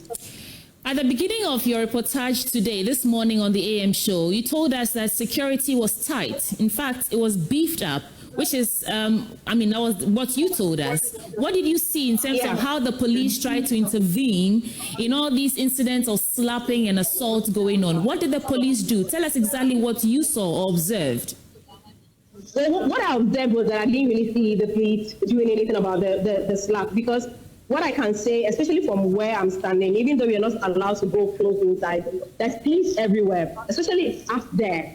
There was a police officer standing there right in front of even the main gate. There was a police officer in there. And they all saw what happened. because a lot of things was going on at the same time. That was why they didn't help. But I believe that even with the media, nobody did anything when it was happening. Even the lady that was being slapped, nothing happened. They were just there. That was what they were just standing there. Are you saying that even after the police saw that these, again, I'm just calling them pugilists, assaulted 2 young women by your account, they still didn't intervene to try and arrest these people? No, nobody did anything. Nothing happened. All we saw was the people that entered the perimeter, they were asked to come out. I didn't even see any arrest. Nothing was done. All they did was they sent them out, and that was it. Then we were assaulted, and nobody did anything about it. The police saw us. They saw Sally crying. We were trying to ward people off because everyone was trying to take a video and all that. Nobody did anything. They were right in front of the police. Everybody is here. They are just standing around here. Nobody did anything. Jackie, you've told us what you saw, what you heard. How did all this make you feel? I know how close you are to Sally. At that point, I shed tears because I feel like I dragged her to. We are all working though, but I know how she felt about doing this reportage today, especially knowing very well what I had been through in December reporting here. She knew what I had been through, and she knew how tough it was how tough it was for me during the Ablekuma North elections in 2024. But she still opted to come here. I shed tears at that point, and I felt hurt, especially so a few minutes ago when I heard the sound on radio of all that I was saying, the commentary. It just made me sad at that point, and all that I'm hoping for is that she gets better, because I spoke to her some minutes ago, and she said she's having headaches and all that. I'm just hoping that she gets better by the end of the day. Has the election resumed? Jackie, well, I have to say, my apologies. I'm sorry that you have to experience this as you're just working to bring accurate information to the Ghanaian audience. But has the election resumed again? We understood that there was a pause moments ago. Has it resumed? Yes, no, it hasn't resumed. So what you can see here right now is that everything has been halted. Over there, okay, I think I've seen a couple of people entering, so it looks like it has resumed, because the police is saying that when they see a lot of people around, the voters who are coming in, they might not want to come inside and vote. Probably the crowd here might intimidate them. So they sent everybody out, even the media is not allowed into the premises. So I just saw a woman entering, but some few minutes ago, it had been halted. We saw Muntaka here, and they're trying to restore calm and all that in the area. But in the perimeter, it looks like it has already started. Jackie, please take care of yourself. We'll touch base with you again when you have more details to report to us. But before you go, where is Sally right now? So we had to take her to the hospital. That was the initial communication from the office. So I'm yet to find out if she's been there yet, because we wanted to bring her back to the office before we send her to the hospital. Okay, thank you, Jacqueline and Somayeboa. Woman on grounds today for you to bring you all the details on the Ablekuma North parliamentary election rerun of 19 polling stations. I want to speak to James Aveji now. He's also boots on ground for us and has been since morning. And James, we've heard disturbing reports of assault on journalists. What's happening where you are? And okay, so I understand that we are still trying to get a hold of James Aveji, but it's a terrible day for journalists to be assaulted on a regular day about their jobs. And we talk about press freedom, we talk about freedom of expression. We do not even know who these men are. And I'm disappointed to hear that the police were looking on without doing anything about it. The whole reason why we have about 100 policemen stationed at each polling station is so we can prevent issues like this. And so if this is what we are seeing, remember that the main reason why we are here doing an election rerun in 19 polling stations is because violence marred the collation process for the first time, December 2024. Attempts to recollate didn't work out. And this time now, is the same thing. Let's pause here and listen to some sights and listen to sounds and see some sights of what's happening on ground.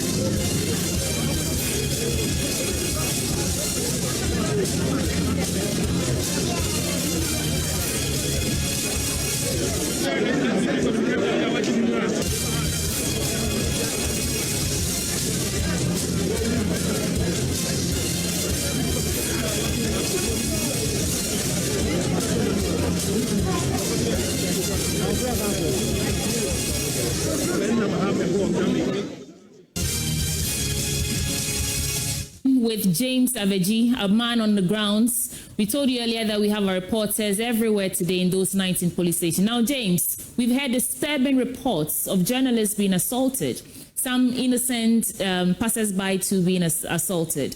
What is happening where you are, and is the story different?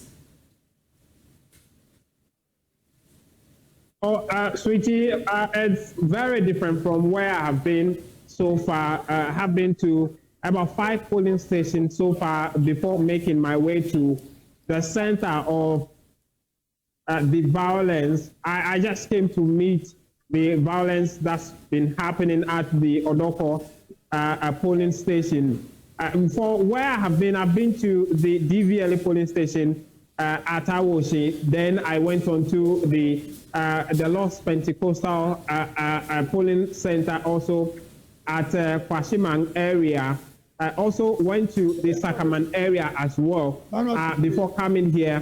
There's been calm at those polling stations that I've been to. Voting process have been going on smoothly and peacefully. There's not been any incidents of voters not finding their name in the voters register. And so it's been relatively calm at the places I have been to, except for this particular polling station where the youth from both sides of the political parties have engaged in a raw physical exchange at the entrance to the place. Their demand have been that the former MP who made her way here, Hawa Kumsen, should leave the place, which led to the disagreement between the two political parties. But I must also say that both the Interior as well as the Defense Ministers, Honorable Muntaka Mubarak Mohammed, as well as the Defense Minister, Dr. Manik Bouama, just left the place, and they have engaged with the police to know what exactly has been happening. After the police have confirmed, have officially briefed them on the situation, they both returned. What I was trying to inquire on from the both of them have been what next for the voting process, because at the time the voting had halted, and they indicate to me that they have had firm assurance from the police to maintain order, and so the voting process would resume. And indeed, it has resumed in the last 10-15 minutes. You see a number of police officers still arriving in this police FPU vehicle, fully draped in their violence control gear in the bus. They've just been brought here and descending, alighted from the bus, and will be taking position. And so from the two ministers in charge of peace and security, both defense and interior, they have confirmed. You see the police officers there making their way to the voting center, fully draped in their violent control gears, making their way there now to make sure that the process continues unabated. So that's the situation here as we speak. More police officers coming in now to take positions. You see them fully armed, fully draping their riot control gears, making their way to the voting center to maintain law and order. And so the voting process has resumed now, and voters are queuing to vote. So just a quick recap, the violence has been as a result of the NDC supporters demanding that Honorable Hawa Kumsin, who is here, as I understand, was also taking part of the monitoring process. What we know is that the two political parties, aside the party executives as well as the sitting MPs, they have deployed a number of officials to go on monitoring rounds at the various polling stations on behalf of the party. And so it is as part of one of those rounds that the NDC youth encounter Honorable Hawa Kumsin and demanded that she is taken out of the polling center. We didn't sit well with the NPP youth as well, leading to the chaos and the fight between them. But the police as well as the party officials have been able to negotiate with them and bring calm. And so that's what happened here earlier, and bring calm, and they had left and the Interior and Defense ministers coming also to ascertain the situation. More police deployment have been done now. And so we want to believe that this will be the situation as the voting has resumed. It's just 463, I should say, voters who are expected to cast their ballots here. Not huge numbers compared to the numbers we saw at the other polling stations where there were 600, over 500 polling registered voters expected to cast their vote. And so calm has been restored now, and the voting process has resumed. The two ministers have left the scene. The leadership of the both political parties that I have identified have also left the scene now, and voting process has resumed now at the Methodist Odoko voting center. And so the process is continuing now. Police officers taking their positions to secure the place and maintain law and order to continue the process. The number of officers who also draped in their riot control gears, I don't see them holding arm. Actually, they hold the baton they used to control riot. You see them in your shots, they're moving to still take position behind the voting center in order to maintain calm. A number of them, about 8 of them who were here earlier, you see 4 of them holding the riot shield there. And so they're taking their positions behind the voting center in order to maintain law and order. So calm has been restored, voting has resumed.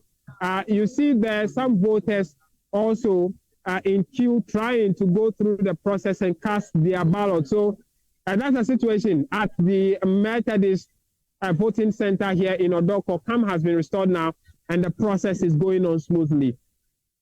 James, thank you for bringing us that accurate reportage. And he reports to us that both the Minister of Interior, Muntaka, and the Defense Minister, Obane Boama, have left the scene. Voting has resumed at the Odoko Methodist polling station, and a new batch of police officers have arrived, and they seem to be armed, or they're wearing riot gear in order to contain the issues of violence that we are seeing right now.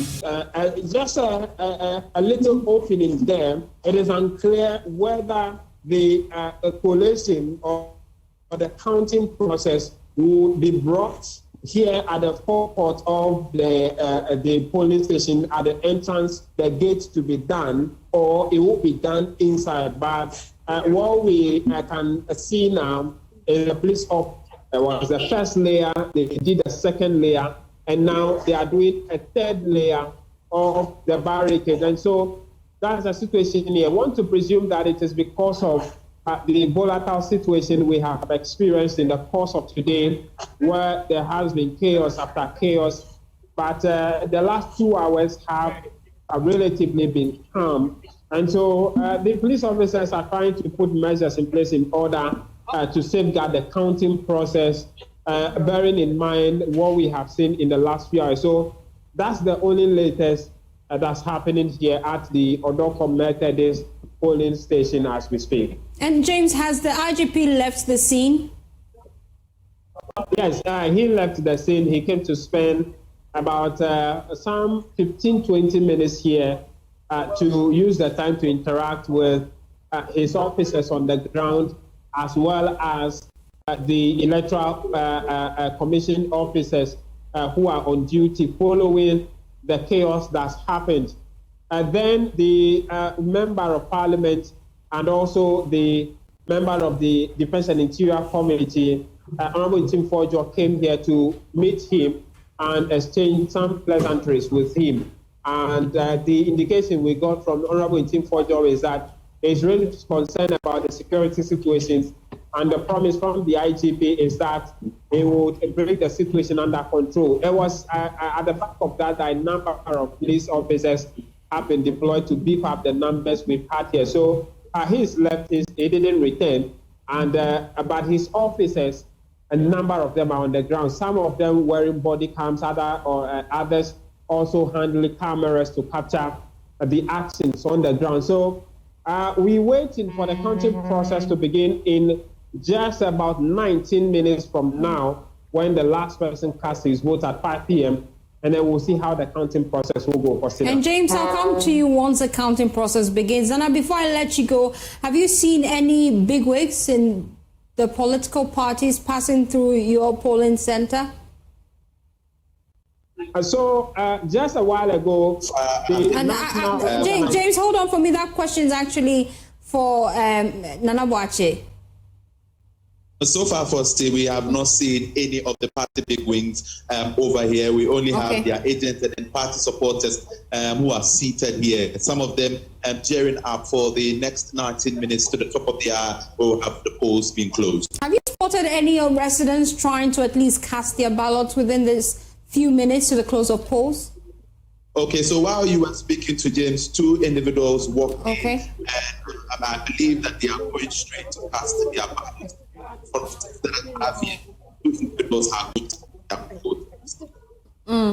Thank you, Nana Akua live from one of the polling stations in Ablekuma North constituency. We also have James Abeji on the grounds. Well, in a matter of few minutes, we know that polls will officially end, and when it ends, we will begin the countdown as to the numbers from all the 19 polling stations. We know we have about 281 different polling stations in the Ablekuma North constituency. So far, that 19 that is outstanding is what we're actually waiting for collation today. And we'll be looking at the numbers. So far, we know that there has been low voter turnout. Chaotic scenes have marred the process, especially at the Methodist Church polling station.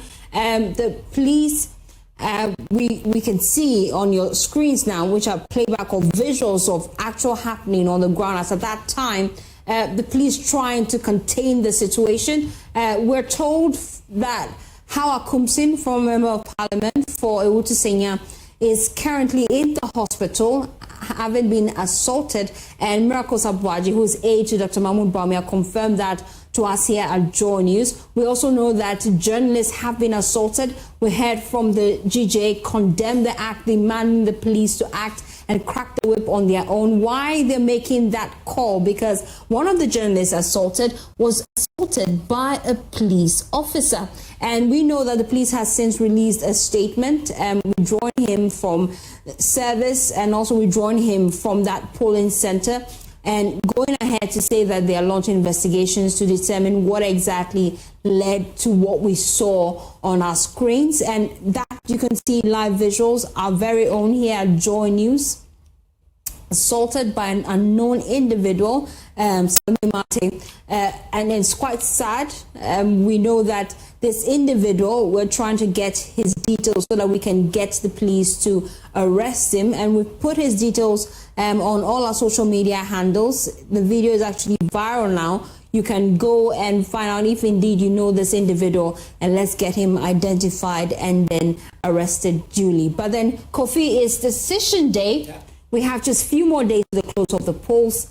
What are your expectations? Well, I mean, it's been almost 10 hours of voting, and we've seen pockets of violence that's actually marred an entire electoral process. But my expectation, and I've been stating this, is that, I mean, I am not expecting a voter turnout, which is possibly around 68 or maybe 70%. It's definitely going to be lower than that. But whilst we were in the back room, we've been trying to understand the number of violence so far. And so far, reported violence, we understand is around 4, of which, so you can see the figure on the screen, at least 4 cases of violence reported so far. And in fact, if you look at the distribution, 2 journalists and 2 other persons also involved, and you made mention of Sally's case, and then also the GH1 reporter who was actually assaulted by a police officer. So what we know currently is that, I mean, in fact, there are currently reported cases of assault. What we've been able to count so far, at least 4 of them, and 2 being journalists. But I want us to stay on, since, I mean, within a matter of, I think, 30 minutes or so, we'll start counting. Exactly. The votes, right? Less than that, actually. 19 to 17. It will be good to go through the 19 polling stations again. Okay. Right? And then also see which polling station will definitely, be that main point of interest. And in fact, if you do the math, and we've been trying to rank the 19 polling station, and we've seen that at the Ateco polling station is the main place that possibly will be a key determinant, determining who will win this election, because it has more than or close about 645 registered voters. And you heard Nana Akua there. He was around, I think, Pentecost Church, right? It was one of the polling stations. I'm trying to get the name. Yeah, and he gave us the figures. Quite shocking. He said the Roman Catholic Church, Buzia Junction, or Doko 1 polling station. That is the polling station we are talking about. And unfortunately, he says so far, only 217 individuals. So that actually makes the point. We are projecting that we could have voter turnout being below 60, right? Or being around 60 if you look at the 19 polling stations that we are looking at. Because this polling station, for instance, that Nana Akua spoke about, the Roman Catholic Church, the expectation was that some 538 persons should come out and vote, right? But as it stands now, close about, let's say, 217, right? That's less than half, right? Less than half of that. In fact, if we do the math, which Tony has been doing for us, it's around 51%. That is woefully, inadequate in terms of getting people out there to vote. But it actually paints a picture, or it brings back memory of what happened in the presidential election as well, where although President Mahama won in Ablekuma North, for the first time NDC winning in Ablekuma North, they had about 49% in terms of the total turnout. Right? So it tells you that even in areas where you expect more people to come out and vote, we could have turnout being very, very low. So we spoke about Ateco, even the Methodist Church itself, that has been the main points of discussion as a result of the violence, also recording very, very low turnout. And voters have less than 30 minutes, right, to go out there and vote. And what we see is 10 minutes, actually. 10 minutes, right? Yes. So it means that the countdown polls will be closing very soon. And hand over to our next team, because the countdown team will be in the studio as we begin crunching the numbers. And that's the interesting part of the whole thing, right? Really, Kofi, because this would then mean that Ablekuma North will finally have representation in Parliament after 7 months. But then we're wondering, will this process be peaceful? That's the case. Looking at the scenarios that have played out in the past in Ablekuma North constituency, will the pink sheets be safe? Will the ballots be safe? Will we have to do this all over again? Well, we understand that security has been beefed up in terms of where the coalition will be. This time around, it will not be at Methodist Church again. It's going to be taken to a safe haven where we possibly are expecting that coalition should be done.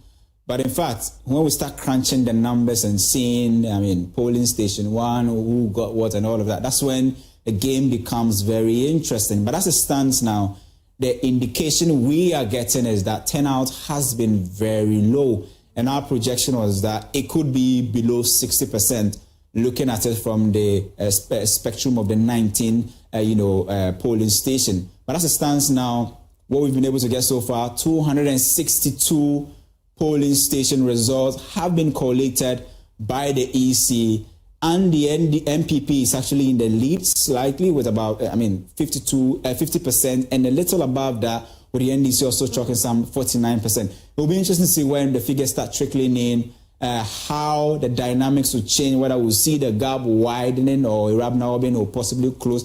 As stands now, it's just 48 votes between the two candidates. If we add result from the 19 polling station, what will be the outcome? And in fact, definitely turnout will be what will determine who wins this election. And so the question on our minds really is Ablekuma North turning green, or will it be a blue station? And it's something we're looking at how that will pan out. And we are also making sure that on the grounds we're giving updates from every constituency, every polling station. We are on the ground to give you updates on that. But it will interest you to know that, thankfully, my colleague who was assaulted has been taken to the hospital. She's receiving treatment, and I'm told her condition is stable now.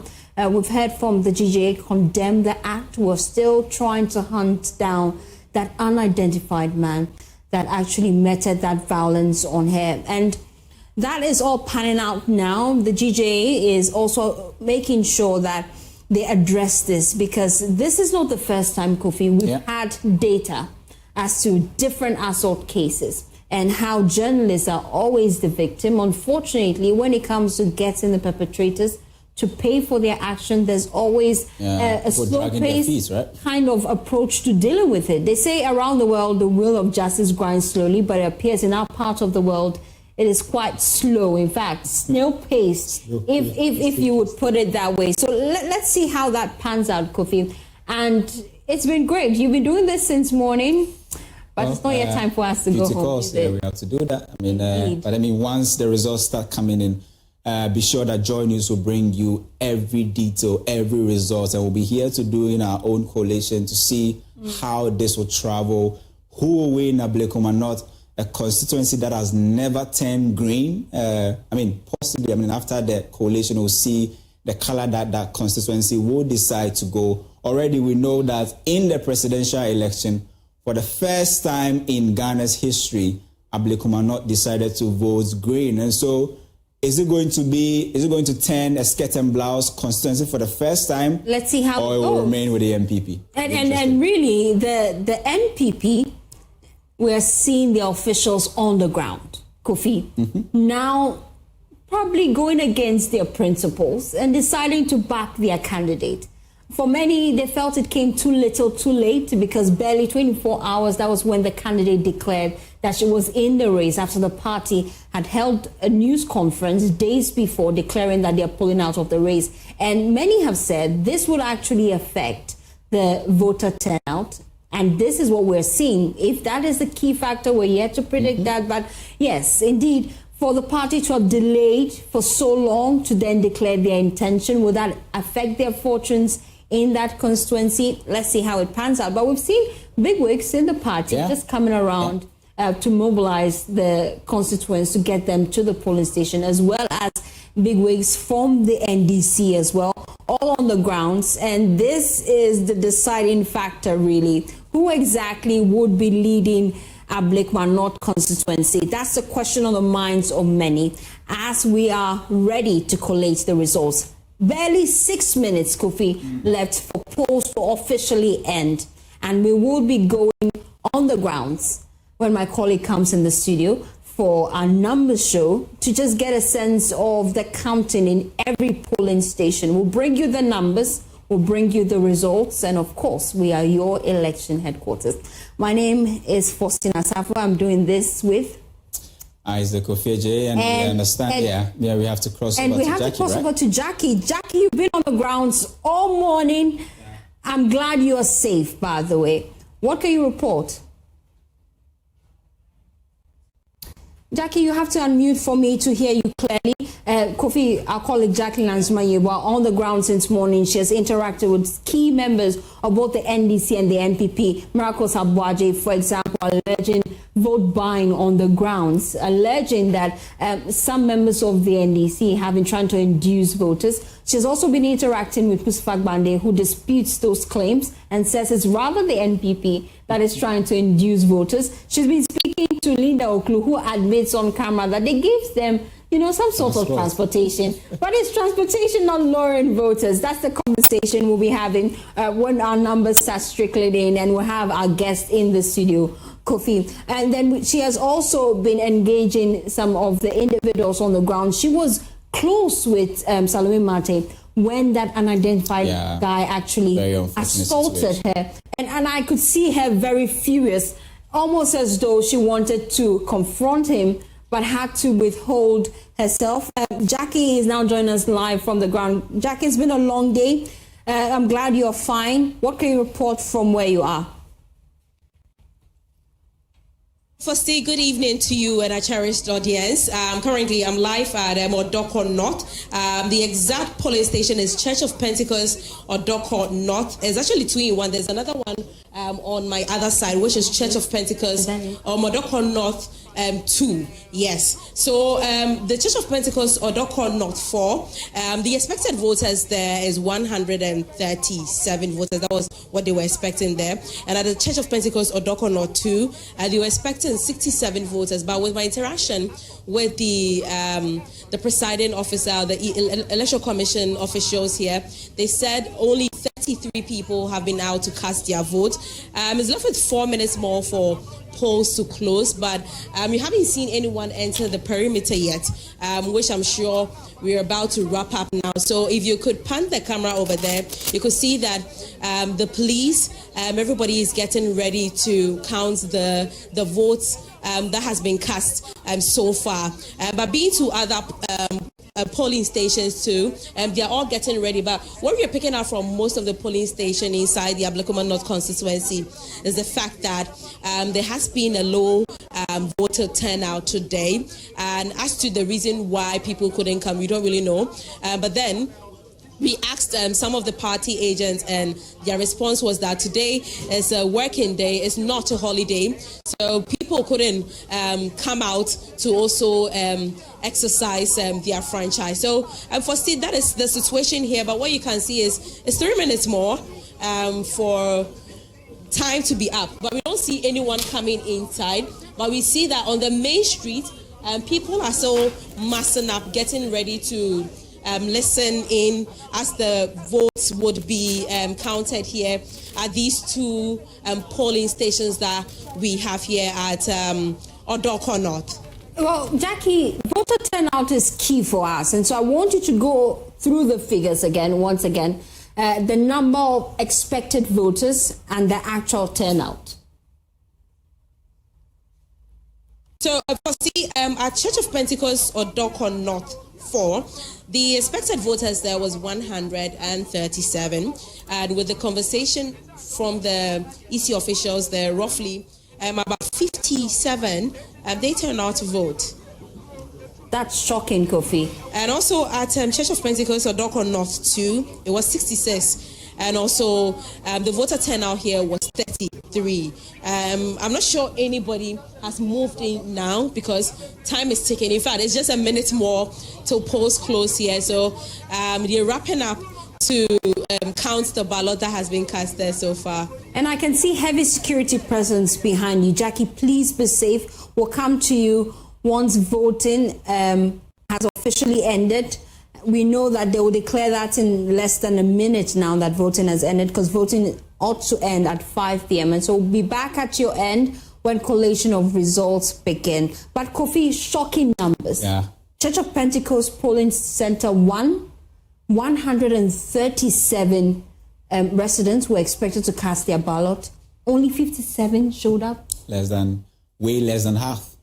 And I'm not shocking. I'm not shocked. That's what we've been talking about since morning. That per what we are seeing, they say data doesn't lie. Per the data we have seen, for instance, I'm not shocked why we are seeing this very low turnout, because the place itself, Ablekuma North itself, is a settlers community where, if you know the area really well, the Odokos and places that are supposed to have the highest number of registered voters are places where people stay and go and trade. Today is Friday. People are looking for their last minute income for the weekend.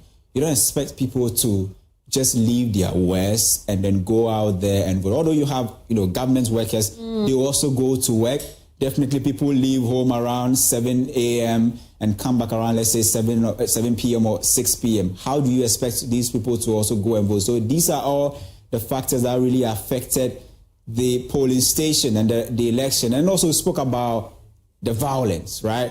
Where it looks like even our worst case scenario could be very worse, where we were expecting a worst case scenario, it should be around 3,911 people coming out. But it looks like we could have somewhere around 2,800 per the data that I'm looking at firstly. And we will be doing the countdown here on the JoyNews channel, because officially on your screens you can see the time is 5:01 and voting has officially ended. It's time now for the collation of results. And my colleague Blessed Suga will be in the studio with our guest as we get our numbers trickling in, break down the numbers, and to the final declaration of results. Kofi would be in the studio. Now, of course, Kofi will be here as well to be breaking down the numbers as the results begin to trickle in. So you want to stick and stay with us here on the JoyNews channel. My name is Faustina Safo, and I'm handing over the baton to Blessed Suga. Other attacks on members of the New Patriotic Party that are being reported, including their stalwarts there, as you can see on the screens, as we understand, is Howard Kumsin, a former member of parliament for the NPP. Quite a sad spectacle today it has been, but wherever you're joining us from, this is the time that we're going to unpack all of these matters, look at the changes that we need and how we need to reform going forward. But these pictures on your screens now are nothing to write home about. And of course, we as your election headquarters will stand to condemn any of these acts while we wait on the authorities to act now. But speaking about the election itself, the action is on. Polls have closed officially, and we'll be getting to the grounds shortly. Of course, my colleague as well is joining me, Ablekuma Afriyie, data analyst here at JoyNews, for us to equally do that magical analysis for you on the touch screen, while we look forward to hearing from our reporters on the grounds to give us more of the action that is happening. Isaac, thank you for your time, and thank you for staying on and breaking down the figures to us. What I see now is the projection about the turnout. And you recall that Global Info Analytics was very key on that. The fact that although many of the residents had seen some economic improvements or improvements in their livelihoods, turnout for the elections may be low, similar to what the Electoral Commission had then projected at around 64%. But what are we likely to see as part of the fallouts for this election rerun? Since morning, we've been doing some modeling, trying to see how the Ablekuma North constituency might actually go out to vote in terms of the turnout. And we have actually seen that this is one of the constituencies that have actually been affected by low turnout, moving from 80% somewhere in 2012 to now talking about 62% turnout in the 2020 election and 2024 election, around 62% as well. So if you look at the 19 constituencies, which has about more than 6,800 registered voters, the 19 polling stations, our expectation was that most of the polling stations were going to record turnout below 60%, and some even being below 50%. And per the data we are getting, it shows that some polling stations, especially looking at them from the angles of the Odoko areas, are recording turnout below 50%. And even our projection, we said worst case scenario, if you look at the history of Ablekuma North, when they are not come out to vote, they usually will record a turnout of somewhere around 57%. So give or take, worst case scenario, you should have about 3,911 people coming out to vote. Best case scenario, 80%, 85%, talking about some 5,833. But on the average was around 4,666. Yeah. But it looks like we could be below the worst case scenario, that's which the fear is right around 3,911. But we need to hear from the grounds, know what exactly is happening, and to tell you what the picture is looking like. Because up until tallying is done, we'll not be able to tell who the eventual winner is, because it's going to be a long night, trust me. It wasn't easy the first time when we tried it on the night of the December 7 elections, but we're hoping that this will be a smooth exercise, given the fact that there is election fatigue already. We're already tired about how come just a single constituency is holding an entire nation back. But the implication of this election is also far-reaching, because if the NDC grabs this seat, this will mean that for the very first time in our fourth democratic dispensation, we're having a political party with an absolute majority in parliament. And the NPP and some of its allies have been campaigning on the back of that, asking residents of Ablekuma North not to give that power and not to John Mahama, because allegedly they believe that this would lead to some significant changes in the constitution. These are all conspiracy theories going around. We'll dig into it and hear from the stakeholders, as well as some experts for you here on your election headquarters. But polling has officially closed. Let me bring in James Avegyi, our colleague who's been watching the exercise all throughout the day. James, it is over now. Where are you and what's happening where you are?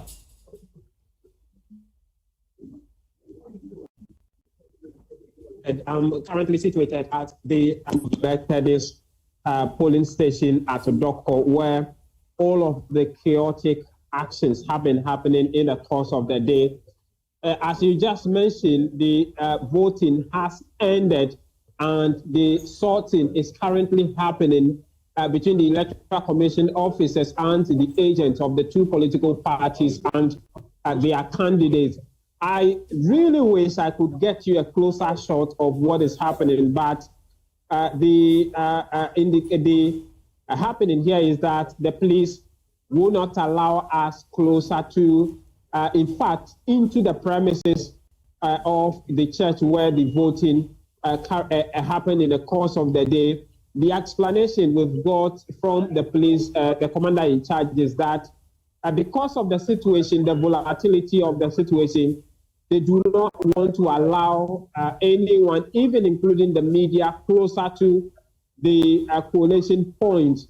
That may pave the way for other people to also want to get into the inner perimeter.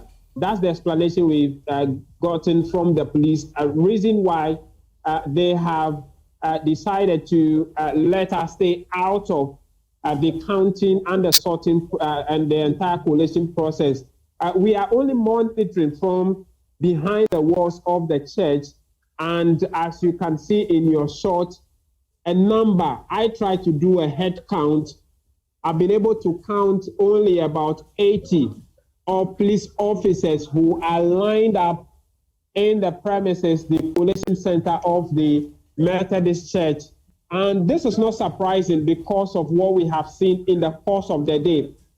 Police officers, I see other people in other uniforms looking either like the fire service or the prison service. Also in there, I see a number of immigration officers also around. I want to believe that's a custom officer, about two of them also in the midst of the security officials, and the Ghana Ambulance Service officers also around. If you look at the police officers, three different kinds of dresses. There are some who are in the police uniform with a plain uniform. There are others who are with wearing their bulletproof jacket. Others also wearing a full violence uniforms, also holding shields and in helmets. And then there are a number of them, about crowd control gears also here. There are a number of them positioned at strategic points in holding full long rifles, all in the midst of the security arrangement here, guarding the coalition process at the Methodist Church Coalition Center. And so the sorting is ongoing, as I can see. We cannot get any closer from beyond what we have here. And so the sorting is ongoing and the counting should begin. From the point we are, I doubt if we can hear the counting process, but we'll be relying on the Electoral Commission officers, especially the returning officer, to update us on what the outcome of the election has been. So that's the situation. Sorry, we cannot get enough for our viewers get closer, but the police say it is because of the security situation on ground.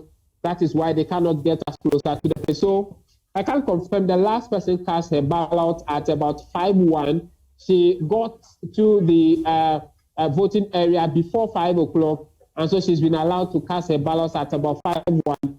Polling has closed here at the Methodist Church Polling Center, and we are waiting for the counting to begin. You see there the returning officer showing the empty ballot box there, which means they have emptied it and they are either doing sorting or have completed sorting and should begin with the counting any moment from now. Blessed.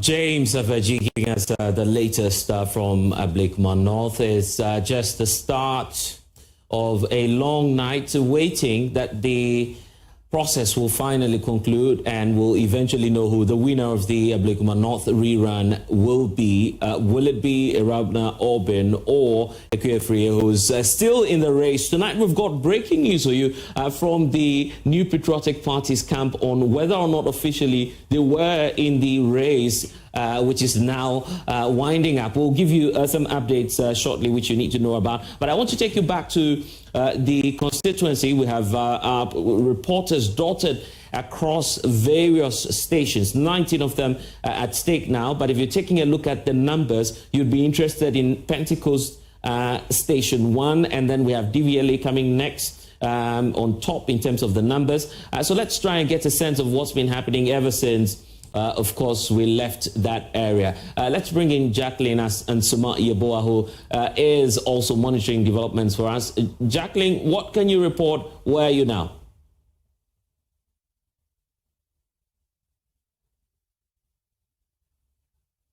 Jacqueline, I believe you can hear me. What's happening now and where are you? All right, Blessed. So currently I'm at the Church of Pentecost Odoko North 2. They just finished counting the ballot, and MPP had 15 and NDC had 18 votes. But then let me run you through the number of expected voters here at the Church of Pentecost Odoko North 2. So the expected voters here were 67. Only 33 showed up to vote here. And so the results, as I said, MPP 15 and NDC 18. But there's another polling station around the other side. I'm yet to get the results from the other polling station. I heard that they are done. So I want to get closer to the other side to find out the results at that polling station, which is Church of Pentecost Odoko North 4. Blessed.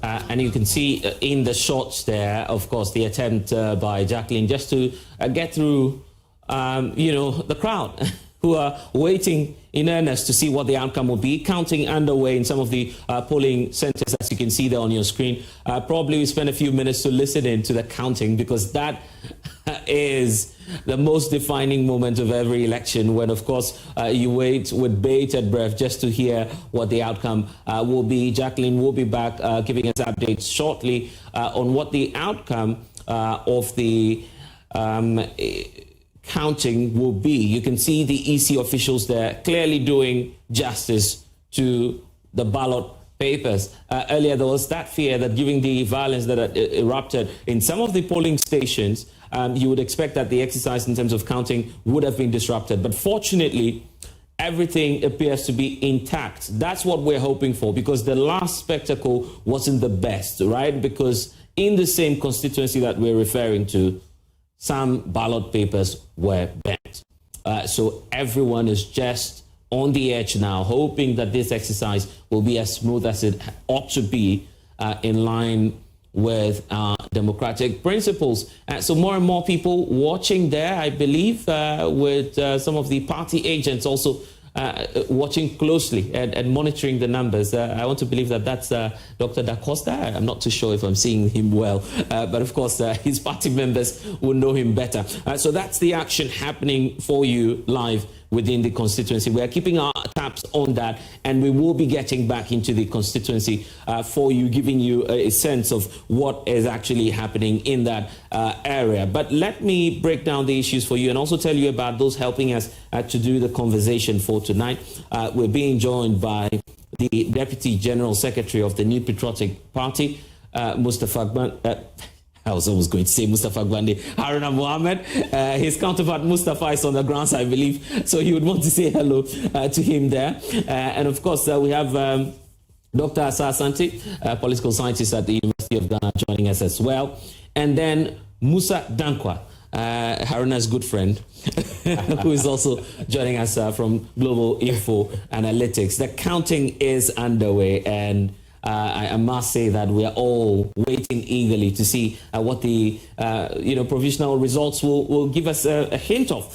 So, gentlemen, welcome to our studios, and thank you so much for spending some time with us here on the election headquarters. I want to start off with Haruna Mohammed because before coming on air, there was a clear indication from the party, just minutes upon coming on to this program, that indeed they ought to state their position once again on what this election is all about. Haruna, just before I get back to the grounds, I want you to tell us about that story and why the NPP is seeking to bring that out at this moment. Are you still in the race? Thank you very much, Blessed. I will say good evening to your cherished viewers, my senior colleagues on this particular platform, Prof. and then Honorable Musa Dankwa. I think I will not add that name to be cited. Yes. Blessed, the party spoke, and we spoke at a press conference, the decision of the National Executive Committee. And for the purposes of clarity, the composition of the National Executive Committee is not a preserve of the General Secretary. Whatever is set by the National Executive Committee is not the decision of the General Secretary. The General Secretary is at duty to publicize and to communicate the decisions of the National Executive Committee, even if he disagrees with the position of the National Executive Committee. The composition, if you permit me, I indicate we have the National Chairman, past presidents. In this case, we have former President Kufuor, former President Akufo-Addo, past Vice President, we have one, which is His Excellency Dr. Alhaji Mahmoud Bawumia. President, if you are in power, the Vice President, if you are in power, former presidential candidate, which is also one, which is Dr. Mahmoud Bawumia, former presidential running mate, past presidential candidate, that is if the former ones, we have the first Vice National Chairman, the second Vice National Chairman, the third Vice National Chairman. We have the General Secretary. We have... In a nutshell... No, I just want in people... a nutshell, what message are you sending across now? I want the composition... process I want the composition, people to know the composition of the National Executive Committee. Right. But I want you to know that the position of the National Executive Committee that was taken on Monday and delivered on Tuesday at a press conference by the General Secretary on behalf of the National Executive Committee has not changed. Which means that the NPP is saying as of now, as of this moment when the election is over, that you never participated in the exercise. The position of the National Executive Committee is still on, and the NPP has not changed that. We are in court. We believe, and I believe, as I sit here, the elections that has been organized today is not on point of law.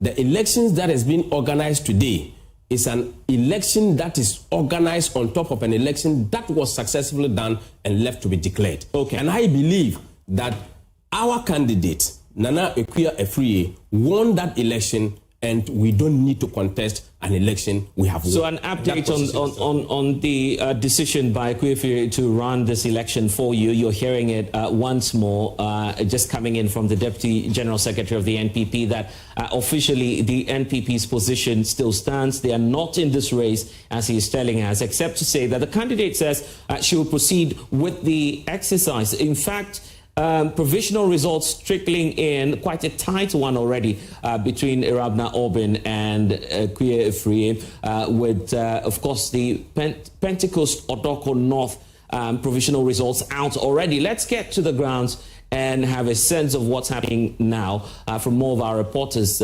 joining us at the moment. Stephen Mensah is also on the grounds. Stephen, what can you report? Because already some of the polling stations are just coming up with some of the provisional results.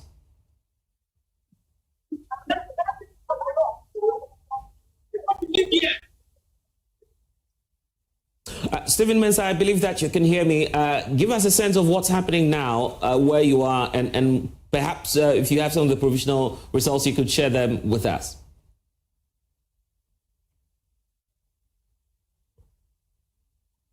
Nana Akua Afriyie is also there for us. Nana, bring us up to speed with where you are, what's happening right now.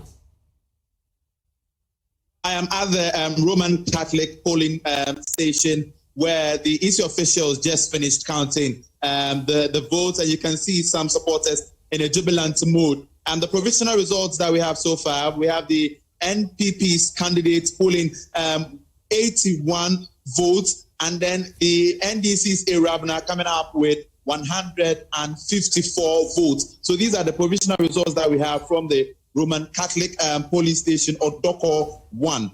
And that is what has led to the jubilation that you see among the NDC supporters over here. At this point, security has been beefed up. We're waiting for the EC officials and the polling agents to commit themselves to the pink sheet, and then we can bring you the clear results from that. Looking at this area you're talking about, what's the voter population? And if you could just go over the provisional results for us again.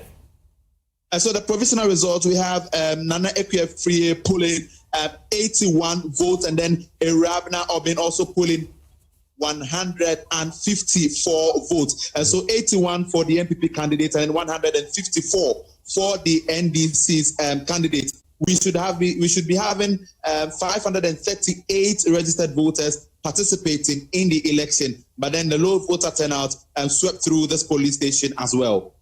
No doubt that was projected. It appears it is happening indeed on the ground. That voter turnout is beginning to indicate that, yes, practically it is low. I'm wondering what is motivating that. We'll get to hear from the experts on that shortly. But thank you, Nana Akua Afriyie, giving us the very latest from the Ablekuma North constituency. We're still keeping our eyes there, as you can see in your shots. Lots of activities going on, including the counting, and mainly waiting on to see what the outcome will be. Early lead, if you may want to call it, in terms of that latest provisional results we are receiving from the Roman Catholic Church for Ewurabena Aubynn. But let's find out if Stephen Mensah has more for us. Stephen, if you can hear me, where are you now? What's the latest? Well, Blessed, I'm here at the Lord's Pentecostal Church polling station here in Kwashibu. We reported earlier that there was a low voter turnout. We got information from the EC official that as at 3:55 p.m., only 243 voters had turned up to vote. Currently, we have a lot of the constituents watching in earnest as the voting is underway. So far, we know that only Nana Akua Afriyie has turned up here at the Lord's Pentecostal Church polling station to visit and to check to see how the voting process is done so far. We also understand that as at 3:55, only 243 out of the 563 voters had turned up, indicating a low voter turnout. Voting is currently underway. Which means that that process is yet to conclude at this polling station that we're talking about. Any special reasons for that? Because we know that 5 p.m. at least, or the action should be over there. Well, there were few voters who turned up quite late. That's why the counting process is currently underway. Right. Stephen Mensah giving us the latest from the Lord's Pentecostal Church. If you're checking the records and the album for this constituency, that is an area you don't want to mess with because it has a significant number. If you're looking at the ratings, it's part of the top 3 in terms of the areas with the highest number of voters. Stephen Mensah giving us a sense that, of course, that exercise is yet to conclude at that very polling station. It will bring you the very latest on that, because I believe the rule is that if you're already in the queue, then of course the election officials would have to allow you finish the exercise in terms of casting your ballot. I believe that's why we're experiencing what we're experiencing there. Beyond that, we'll be moving to some more areas, bringing you the latest on what's likely to come. But I just want to pick that off from Musa Dankwa, who's with us, because that projection was made. You indeed indicated that voter turnout was going to be low. Some people were really doubtful about whether or not that would happen. No, see, when you understand numbers and the dynamics of turnout, then you can safely project lower turnout. Usually, any elections other than general election records lower turnout. But this particular one, the stakes were so low for both parties, just for pride. For NDC, theoretically, maybe an additional number to get them to test, but already they are having that to test through their proxies. And MPP, when it would not really change nothing much. Yeah. So the motivation for MPP in particular to go out there and vote will be very difficult. And then that is their stronghold. So if they had come out in their numbers, you'd have seen a higher number. But also in such elections, and I said that in the early mornings of the voting, those who want to change something are the ones who queue and come early. So I was expecting that maybe if we have higher turnout in the morning and MPP were coming, probably we would have seen a bit of close right. But from what we are seeing now, already you can see what is coming from the initial provisional numbers. It looks like it is NDC that went to vote. And not NPP members? No, they did, but it will be much, Traditionally, if you're looking at the figures, Dr. Asante, this is an area that is categorically for the New Patriotic Party. Should we be hard on Akua Afriyie knowing what's happening now? This is a rerun which the party says they do not side with. As far as they are concerned, they had won that election. I have a different view. Yesterday I said on your network that what is going on relative to whether the position of the party saying that they are not contesting, and yet you see the candidate running on the ticket of the party is nothing but strategic. Because yes, MPP want to tell you that they believe in the rule of law, they are in court, they don't want to do anything that would affect the court process. But, I know from where I said that conversation will go on. Yeah. That, you can carry on. Because I can't see any human being within the party who will be able to muster courage and say that defy the position or decision of NEC. They cannot. We are here, and our friend, the Deputy General Secretary, was telling us membership of NEC. Who bond dog? I'm surprised to learn that Dr. Mahmoud Bawumia would have been on that list. Interestingly, he's giving a sum of 410,000 Ghana cedis to the candidate. It's just, it's a family thing. So whether we are in difficulty or there's a problem, I can still donate something to you. But the party is saying that they are not there. But I know they are there behind the scenes. Because where did the woman get the courage to stand on the ticket of the party? That is most interesting. And then NEC, giving the body and the composition of NEC, who are you to defy the decision of NEC? No. And, so that is it. But because there are a lot of things that are also playing out that we are seeing what we are seeing. For a very long time, if you put your ears and eyes on the ground, you see that it's one of the areas that has been neglected for some time in terms of infrastructure development. And these are things that also move people into voting for political parties. So when, after 8 years, they did not see much, obviously they will react this way. Okay, let's hear from Haruna. The point about Dr. Mahmoud Bawumia being a member of NEC, yet he's giving official donations to this candidate. You say that you're still not in the race. How do we reconcile the two? Do you intend to sanction all of these presidential aspirants? And we must be clear that the vice president is not, the former vice president is not the only one who's done this. Kennedy Ejapon, I believe, has been there to see the candidate. Brian Echampon is even giving $6,500 to coordinators, I believe. That's what the reportage is saying. Do you intend to punish, sanction all of these people who are supporting the candidate? Blessed, first and foremost, all that you have mentioned, I believe that they are unofficial records. I cannot validate their contribution. Really? Except to say that I read them from the social media. Secondly, when it comes to sanctions, I, as a person, don't sanction. I speak to decisions of sanction.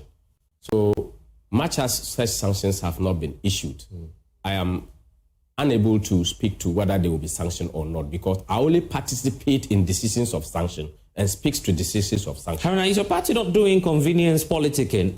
You paint a different picture to the nation that we're not in this race. Then you have some of your assigned support the candidates on grounds. You see, the party have a mouthpiece. The party speaks on official positions. The party did not vary their official position through the same mouthpiece. NEC did not sit again and no other decision was taken. So you cannot approbate that decision or defiance to the party. Perhaps you can do so with such individuals, for which I may not be able to appreciate the angle on which they're coming from. But the position of the party is maintained on principle. And we believe at any day that we won Ablekuma North, and that seat will certainly come back to us. How is it coming back? Because we'll win that matter in court, because we are going to fight it. So what's the legal status of your candidate now? You haven't written to the Electoral Commission to revoke your sponsorship for this candidate, but the Political Parties Act and looking at what the EC's Act is, as far as it stands now, she's being sponsored by the New Patriotic Party on the ballot. Let me tell you why we have not written to the Electoral Commission. This is an election that is not completed. The election did not begin yesterday. Did not begin when the Electoral Commission announced a rerun. The election did not begin when there was a decision to throw out the injunction application. The election began in 2024 through a due process of the Electoral Commission, opening a nomination. We are fighting the election that we have won, and we have indicated the grounds on which we have won. We have also indicated that the Electoral Commission is not position of law to call for a rerun, and we cited the example that was used in Akotia election, a 6 polling station. The decision was High Court, it was a Supreme Court decision, not the decision of the Electoral Commission. So you cannot pull out of an election where you are in court fighting the completion of that election. You will die on the dagger, because if you pull out and you are in court and they are to pronounce judgment, it is evident that you pulled out of the election. We said we are not participating in this particular round of not the election. Last night, coalition was done for some 18 polling stations. You're aware? I'm not aware. Coalitions were done after there was court ruling and directive to the Electoral Commission on the 4th of January. The Electoral Commission carried out the instructions of the court in part on the 5th of January. 17 of the polling stations were collated. On the 6th of January, 13 of the polling stations were collated. And on the 8th of January, 4 of the polling stations were collated. And what happened out last of night? the 37, 34 were collated. 3 was left. The Electoral Commission reported to us as a political party. They went before the legislature. They went before the court, before Parliament, and reported under oath that they are left with 3. And there is nothing stopping them except security to finish coalition and declare. So we are not aware, we were not invited. There is no letter inviting the MPP to a coalition of any sort in any election. What I want us so to I do cannot now, recognize that particular. What I want us to do now is to just listen in because looks like some more provisional results are trickling in. Jacqueline and Sumayebo is there for us. Let's listen in. All right, blessed. So, MPP candidate number 1, Nana Akua Afriyie, had 77. NDC candidate number 2, Ewurabena Aubynn, had 130. Valid votes 207. Rejected 0. Total for Methodist Church, Odoko 1 is 207. The time we gave the statement of pull out was 5:34 p.m. NPP agent Michael Sampson has signed and has accepted the result. NDC agent Margaret J. Ayi has also signed and accepted. I am the presiding officer. My name is Nana Akua Afriyie. God bless you all. Hey! Thank you. Electoral Commission.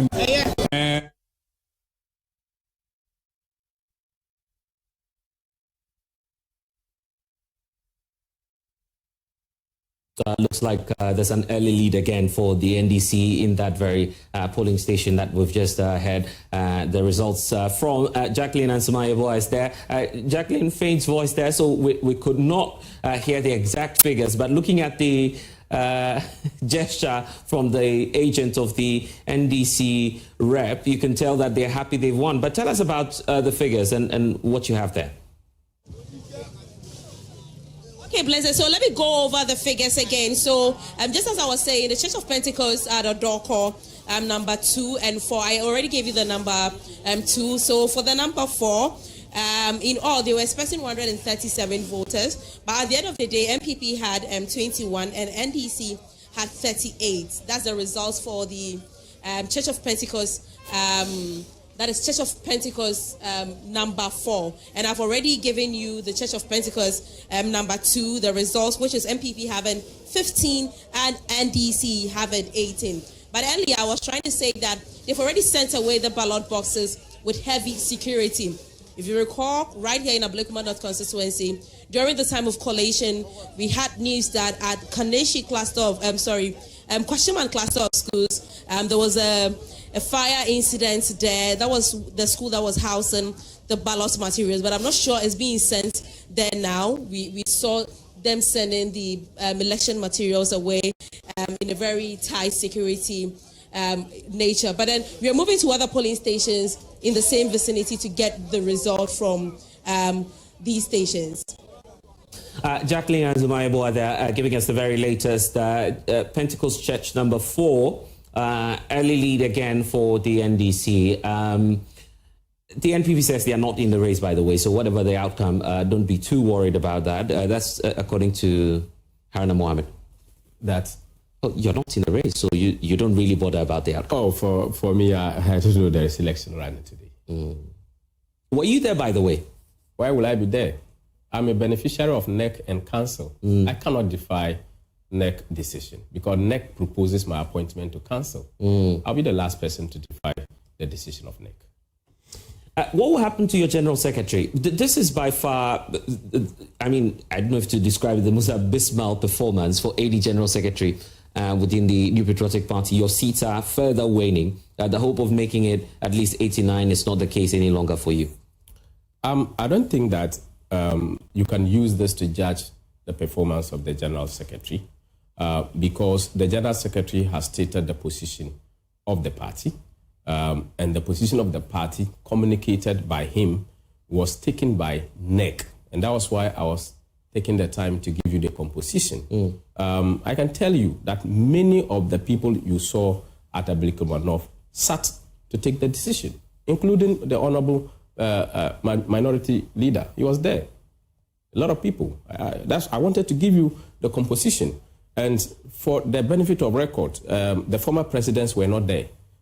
Former President Kufuor could not attend. Former President Akufo-Addo could not also attend.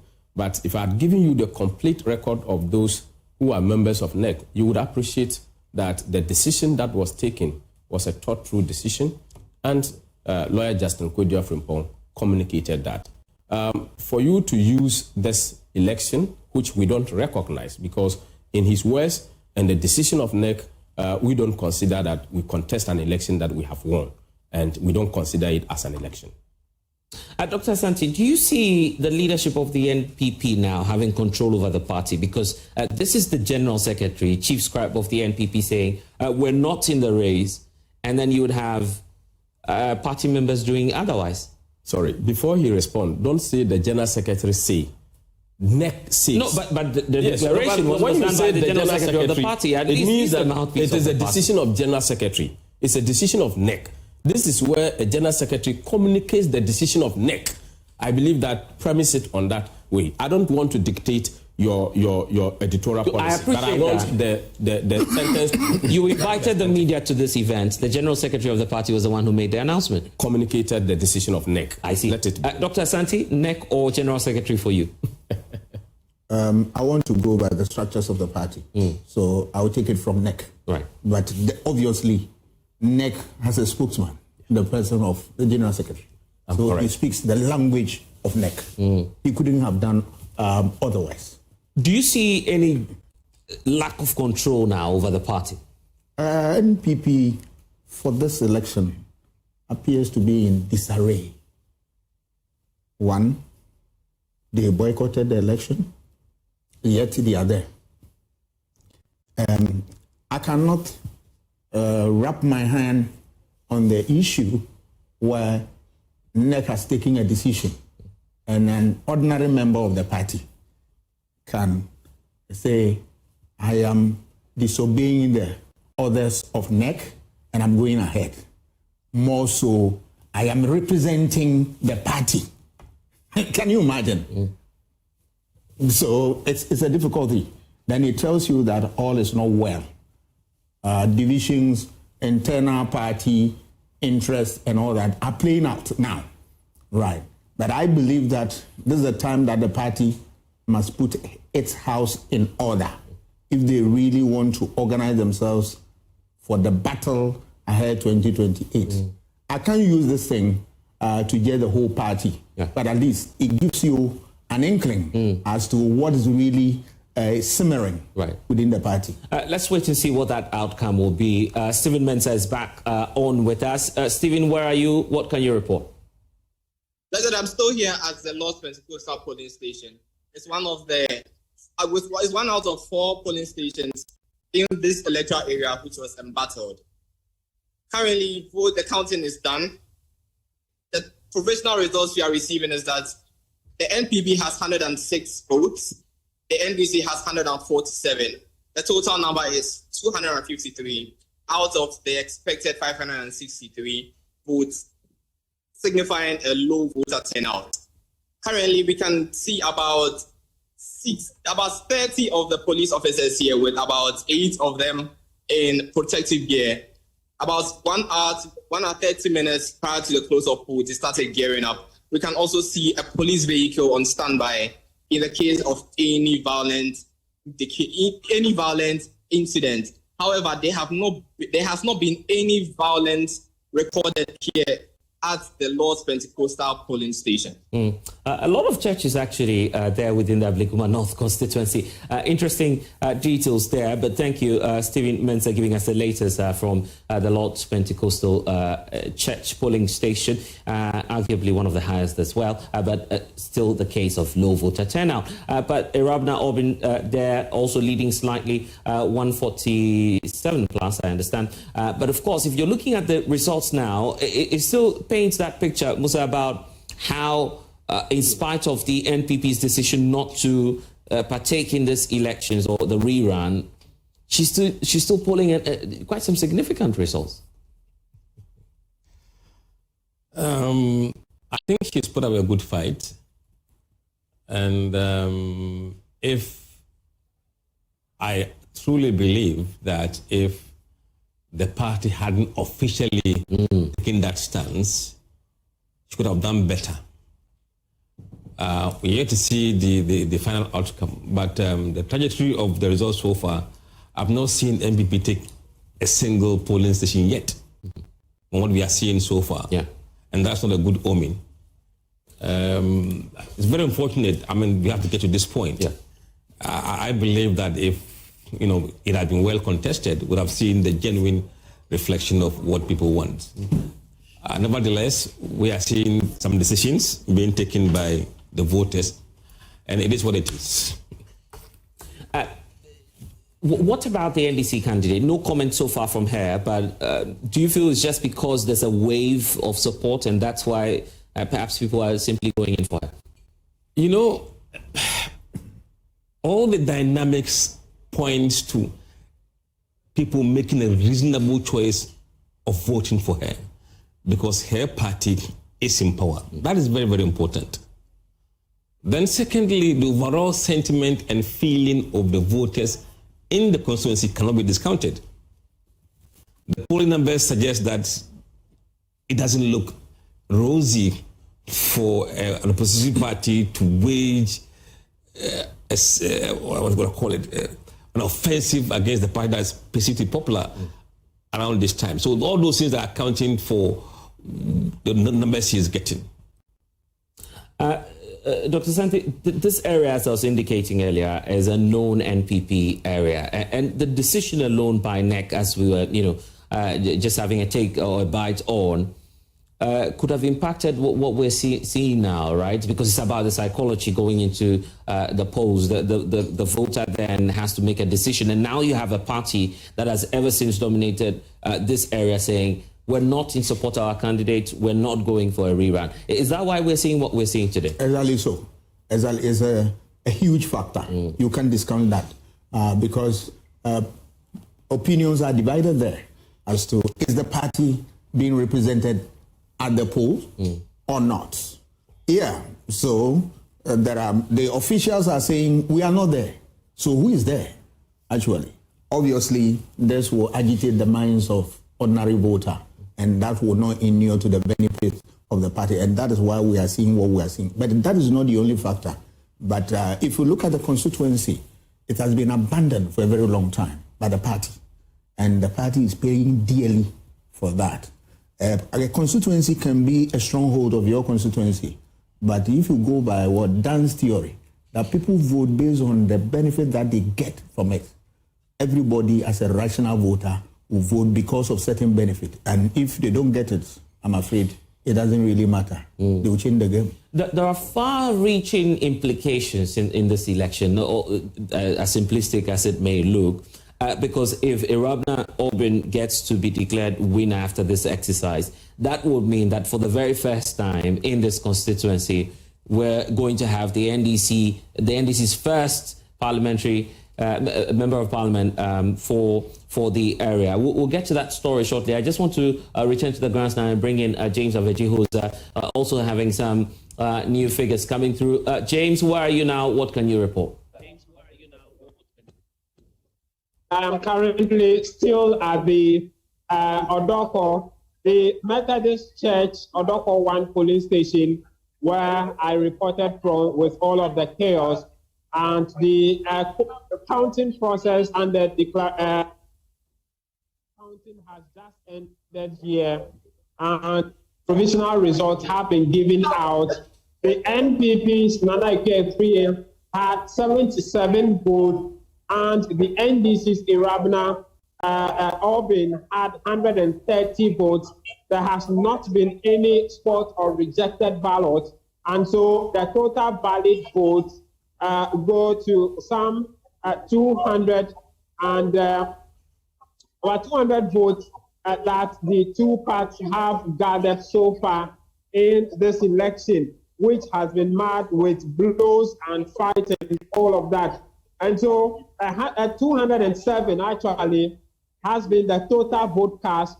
Ewurabena Aubynn had 130, and Akua Afriyie of the NPP had 77 votes. And I must say, these are the provisional results from this particular polling station, Methodist Church, Odoko 1, where all of the chaos have been happening. We'll be leaving here to the other polling stations to see what the situation has been so far. And James, speaking about this very polling station, many would not have expected that the exercise in terms of coalition would have been that smooth, looking at what was witnessed earlier today. How come there is calm there and everyone appears to be taking the results in good faith?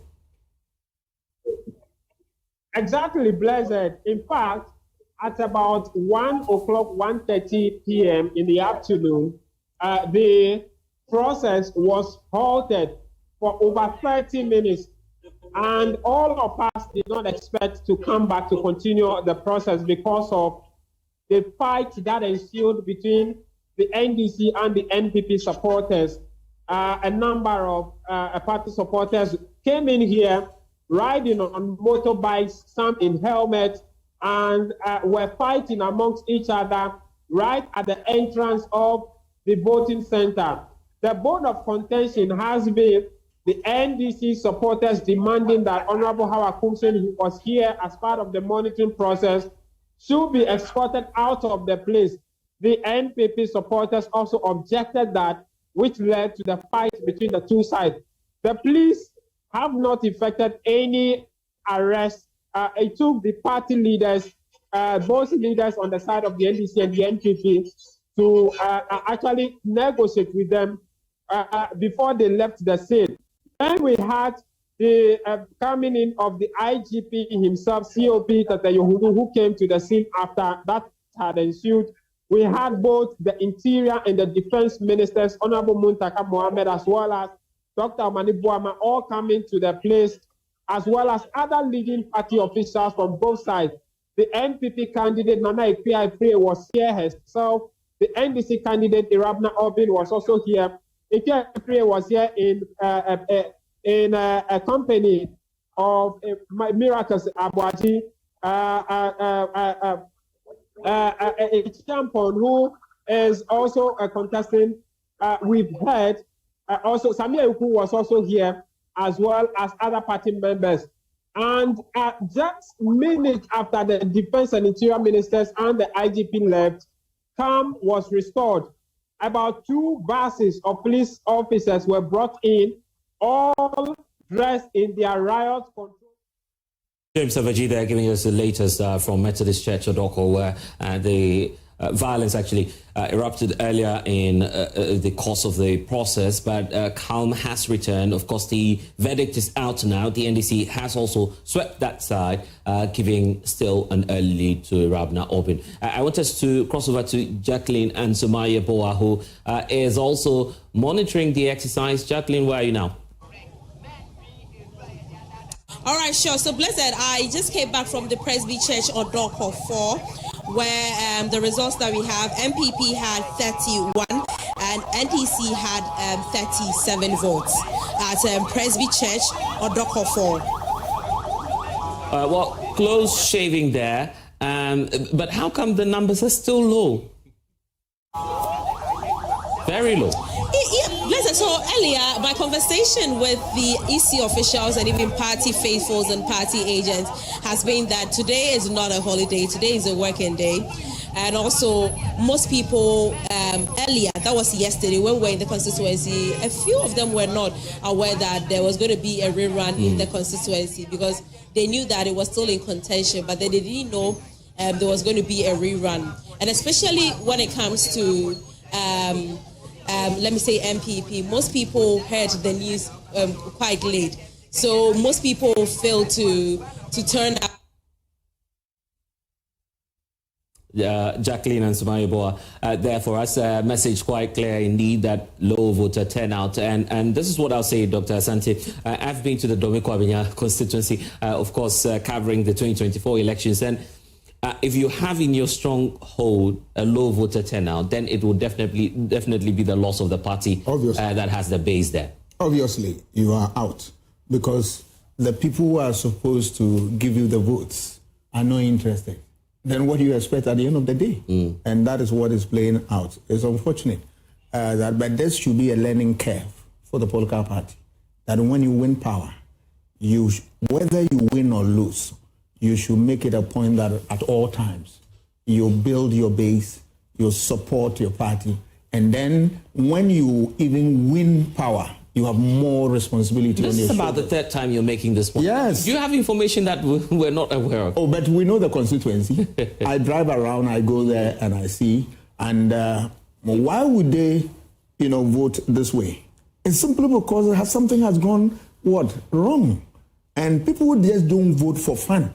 The benefit that they derive from that exercise is what they have on. So if at the end of the day, they don't get it, voters are rational. And they will decide what otherwise. I was going to talk about the implication of this election and how dire that could be.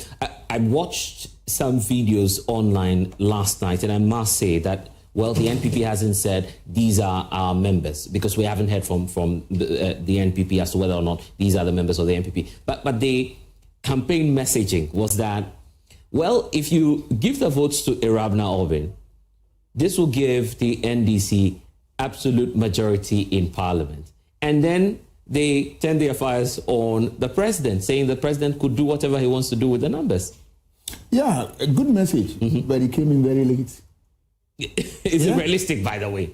Oh, yeah, yes. I mean, if you look at it, aside the independent who have, shown their support for the NPP, the NDC, yes. To the extent that if we should vote today and all things being equal, they should take the position that they are taking now. They will vote in support of the NDC. So for that matter, if they want to test majority, they will get. But this is not the case for the NDC. For them, they want to really have their own members who constitute the 2/3. Yes. So they are not taking this election lightly. People are saying that, why do you have 183 and you're still looking for this? No. They want to have their own 2/3 majority, which is 184. Once they get that, because if somebody is an independent person, the person can change his mind at any time. But now I have my members and all that. So for them, it's very, very critical. And they are moving heaven and earth to get the seat. And if you see the results as they trickle in, you realize that they are in good position to, cause a stir in that area. But even though we are waiting and then waiting for the outcome, but they are showing good signs. Indeed, good omen for not just the NDC, but the entire constituency. In the last 3 elections, women have held the front for that constituency. So I guess that's a good sign for them, including Akua Afriyie, who's had her turn in Parliament at some point. But Musa, I want to pick up your thoughts on the issue of neglect. I don't know if those figures were yours, but we saw the infographics about what people were saying about their livelihoods in the last 6 months alone, leading into this poll. So what did you find there? From our side, we were very clear that MPP was going to lose this election by what we knew from the polls we did in that constituency about 3 weeks ago. All the matrix was pointing to eventual NDC win. Now, in terms of the approval of the president, he was hitting 87% roughly, higher than the national average in Ablekuma North. Now, let me just go back to what you said about the message. Yes. You see, you don't know by data whether people support Mahama going third term or not. You don't have that data. So for you to think that people will be against it and then use that as a campaign message could backfire if the people really want that to happen. But you've seen the video I'm talking about. I was shocked. You see, the angle they should have gone was to say that, look, we want to keep them in check. We want to be the guardian of democracy. Like, let us have this seat so that we can prevent them from doing things. Don't nail it to third term. It was not strategic. It wasn't strategic. It wasn't. And I think they misread, and probably they didn't know even the sentiment of the people at the time the polls were being held. They may have an idea about national sentiment, but they didn't have a grip of what is happening in the Ablekuma North. And also in terms of who they send there. In fact, because they pulled out, they couldn't organize it in a very structured way. So they were just running helter-skelter there with Kennedy, Japan, this and that. But you could have sensed who is our best asset to deploy in that place to whip sentiments.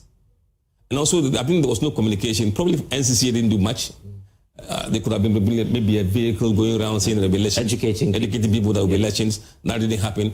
And that's why, you see, when the parties are involved with their machinery, you get to know that things are happening. When that machine is not there, then you have this kind of, oh, I didn't know. Believe me, if they were officially very, very, very involved in it, would have seen a different kind of turnout. On both MPP and NDC side, both sides would have come to say that we want to be heard. Well, things are shaping up. What you have on the screens now, obviously, is the Coalition Center. We'll be getting to break down some more numbers for you. But let me take Harun's thoughts on what Musa has just said. The part about neglect and how come you're, for the very first time, about to lose a seat that traditionally was for the NPP. Ewurabena Aubynn is gone. Some of your other safe seats are gone. Here's the latest to add to it. I cannot confirm neglect because... But you can't deny it as well. The data that is supposed to inform my analysis is not available to me. I need to have a pre-data, that is the baseline data, to be able to match it against the current data. So I don't know Ablekuma North very well. If you had asked me of any constituency in the North, specifically Northern region, I'll be able to tell you where it was. You guys don't seem to trust anything from Musa Dankwa, do you? I did not say. He's a researcher. I'm not distrusting what he's saying. I'm saying that what is available to him is not available to me. The ingredients that he's using to evaluate that is not available to me. I have not initiated a process to make that evaluation. So I don't have the baseline data. Neither do I have the present data. That will inform a neglect. So as a result of that, I am very restrictive to draw a conclusion on that. What I would have to say is that I want to add one other information. When we were taking the decision, Akua Afriyie was part of the decision takers. She was invited to NEC. She came in the company of 2 other persons. She participated. We all agreed. We did a press conference in her presence. The rest is history. You feel betrayed as the leaders of the party? I think the party leadership will look at this conclusively. And the legal representation also look at her presence and participation in the election, because it's open. It cannot be hidden that she did not participate. And the writs that were filed in court was not filed in the name of the MPP. It was filed in her name. So if there is a stab, then certainly she has stabbed herself in the back. We pray that she wins.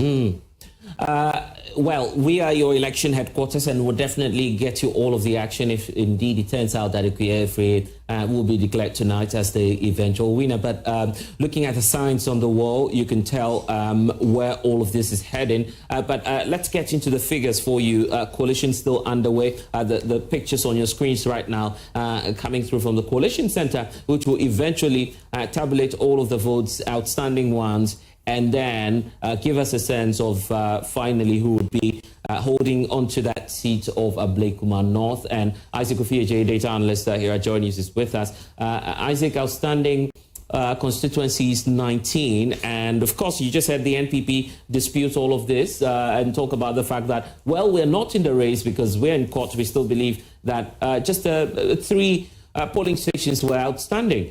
But let's deal with the 19, because this is what the Electoral Commission is doing now. I want us to first of all get a sense of what's happening at the Coalition Centre. We'll dig into the figures shortly for you.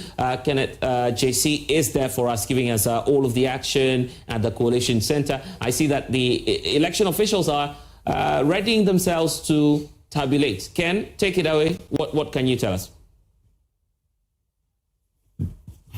The Regional Coalition Centre, we have the reps of both the NDC and the MPP all seated here.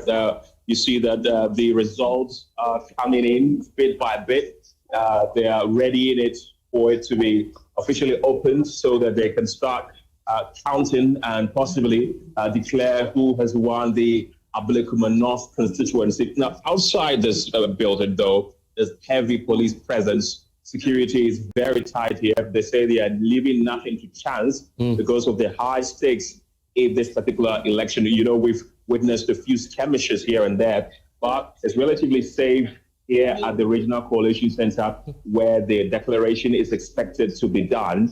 And the EC officials are here. We have party agents here.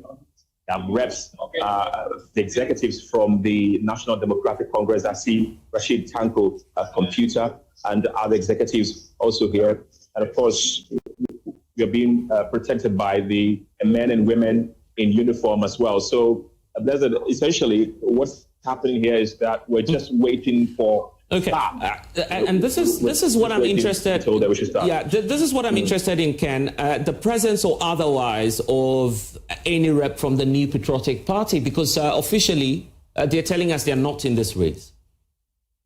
Yes, so I spoke to the reps from the New Patriotic Party. I asked them, you said you're not in the race, so why are you here? On whose ticket are you here? They say they are here because of the New Patriotic Party. And of course, they wanted an ex parte on this particular election. It didn't happen, so they will have no option than to support the candidate, Nana Akua Afriyie. So they are here regardless of what their General Secretary said on Tuesday, that they had officially boycotted it. They still have reps here, and they say they are supporting Nana Akua Afriyie regardless of what happens.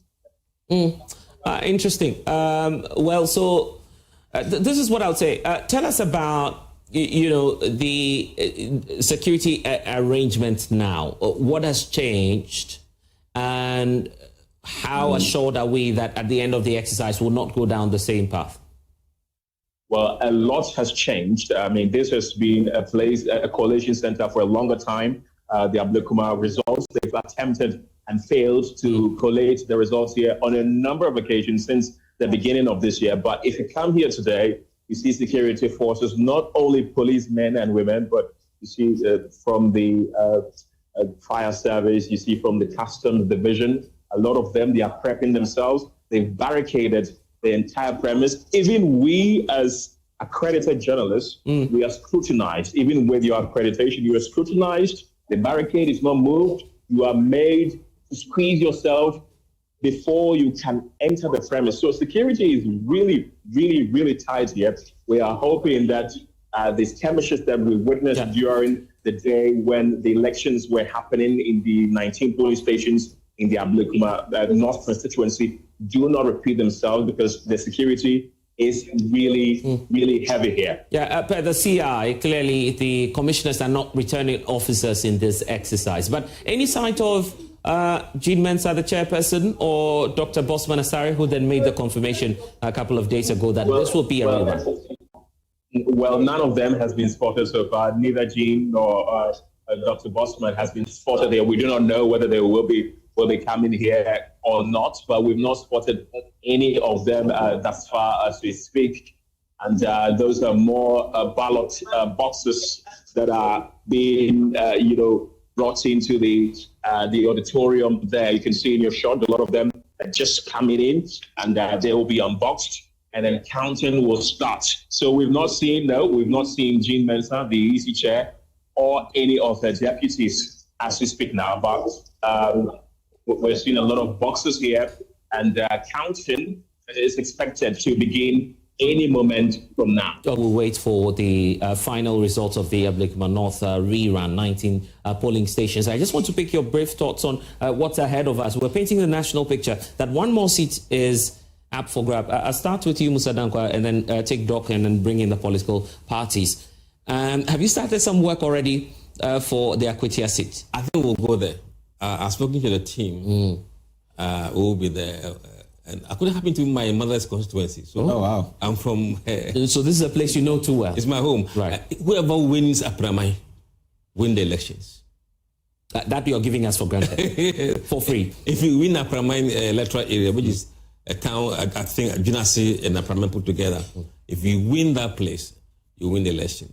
And your problem will be turnout. They are very stubborn. They usually would not. If they have no interest, they won't come out. And when you say interest, what will influence them now? The outcome of even the 2024 election was fiercely contested, even by the NDC side. Would that play a role? Should the NPP consider, say, boycott or to field another candidate? What should be the best strategy for them now? No, they can't boycott that one. But that's as a result of somebody's dying. So they have to present a candidate. It will depend on who they select for the Akwatia constituency. If they pick elite, as we used, there is a picking, they will find it very, very hard. I believe their best chances will come if they pick Amase. Yeah. You want them to go back for the former member of parliament? It will be a very good fight. In fact, she was complaining about how she was not treated fairly during the primaries. You feel that played a role? No, I've been there several times since she lost the seat. And even before the elections. In fact, at the point, she was going to go independent. And I think they put on her to step down. The people of Apramai didn't vote because there was no Amase on the ballot. She appealed to a certain group of voters, and that's her strength. And also among women voters. And women voters are quite substantial in our electoral roll. So if they try her again, I think it could be a very good fight. But still, they will have a hurdle to cross in the sense that the mood of the country is not the same. What do you feel the chances will be for the NDC side, knowing that the NPP will now have to change their candidate there? The good thing is that we'll go there and poll the numbers. So before the election, we'll know the race. If it's too close, we'll tell you. But, Akwatia has always been close. Nobody has won the seat by any landslide. It's always very close. So if you have a good candidate, and that is familiar, and then a government that is delivering helps. That will be a big factor. And also having seen that the NDC is in government, and normally developmental projects in rural areas matter. And the argument NDC will make probably will be the one that will take them across the line. Because, look, the roads are very bad. And if you throw some of the roads as a chip there, it could make a big difference. Dr. Santi, you want to look into the crystal ball and say what might happen there in Akwatia? Very difficult. Very difficult. Because as Musa said, it's not easy in that place. Given the geography of the place and then the population. Because of mining for a very long time, that has been a place where you have a whole number of people who work there. And of course, settler farmers are also there. So it changes the dynamics, like the typical Achim area where we know the direction. But that place, because you have people from different walks of life, earning a living there, it changes the dynamics a little bit. So that, once you are in that realm, messaging is critical. Development is critical. And then the personality is critical. Of course, your party records. So all these things will come to play, but not forgetting your strategy. Your strategy, your resources, your message, and all that. The consideration for the former member of parliament for the area, would that be strategic enough, as Musa is pointing out? Who's a former member? He's talking about Amase for the NPP side, right?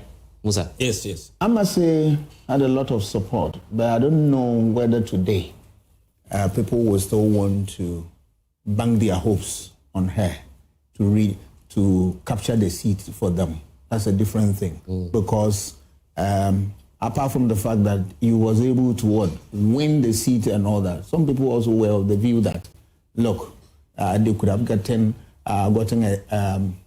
somebody who will be able to do more than Amma did and all that. Remember, Amma also before losing out there had a lot of concern within the party. Has that been fixed and all that? And these things are lingering within. But it is not that simple in that area.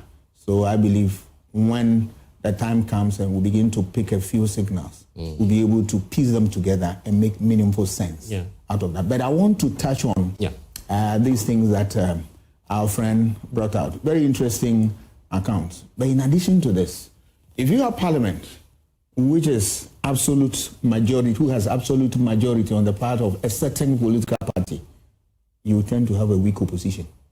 And that is difficult for a democracy. We want a very strong democracy, and that means that we need opposition with numbers and then what it takes to be able to take government on. Government may have all good intentions, but sometimes, all right, power can get into your mind. And as Michael Kwe said, it takes you off course. So the only way out to bring you in line is that you have a very strong opposition that will be able to do the adjustment for you. Looking at the way MPP numbers are dwindling by the day, it is clear to me that if care is not taken, we are not going to have a very strong opposition.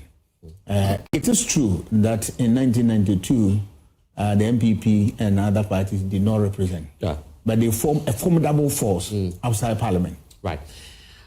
This is your election headquarters, and just about now we're learning that it appears we're getting there. The last polling station results being declared now by the Electoral Commission. Kenneth Chesi is there at the Coalition Center of the Electoral Commission here in the Greater Accra region. We cross over now, Ken, and I can imagine the mood in the Coalition Center now. What can you report? How is it looking like? I'm struggling to hear you, but I want to believe that you can hear me. The Pentecost Church.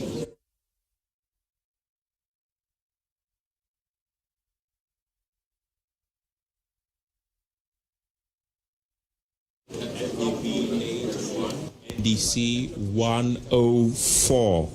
NDC 104, MPP 81. That is from Pentecost Church, Trineboa 2 polling station in the Ablekuma North constituency. That's the results that has been given to us by the Electoral Commission. Ken, you would have to go over that again because we just got the feed right now. Tell us what's happening there, and you just mentioned some figures.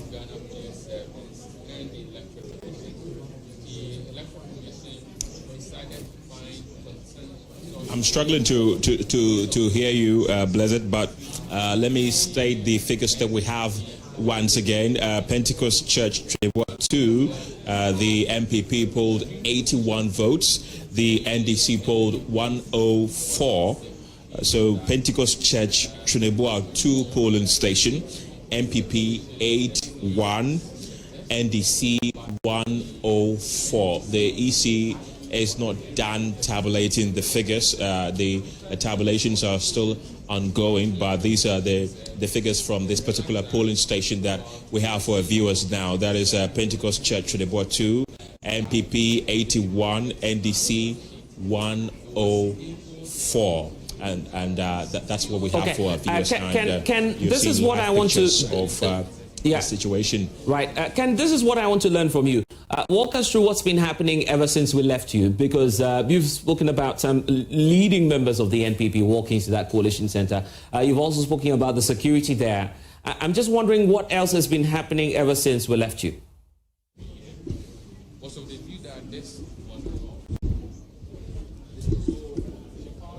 And Ken, I hope you can hear me. I'm just, repeating the point. Yes.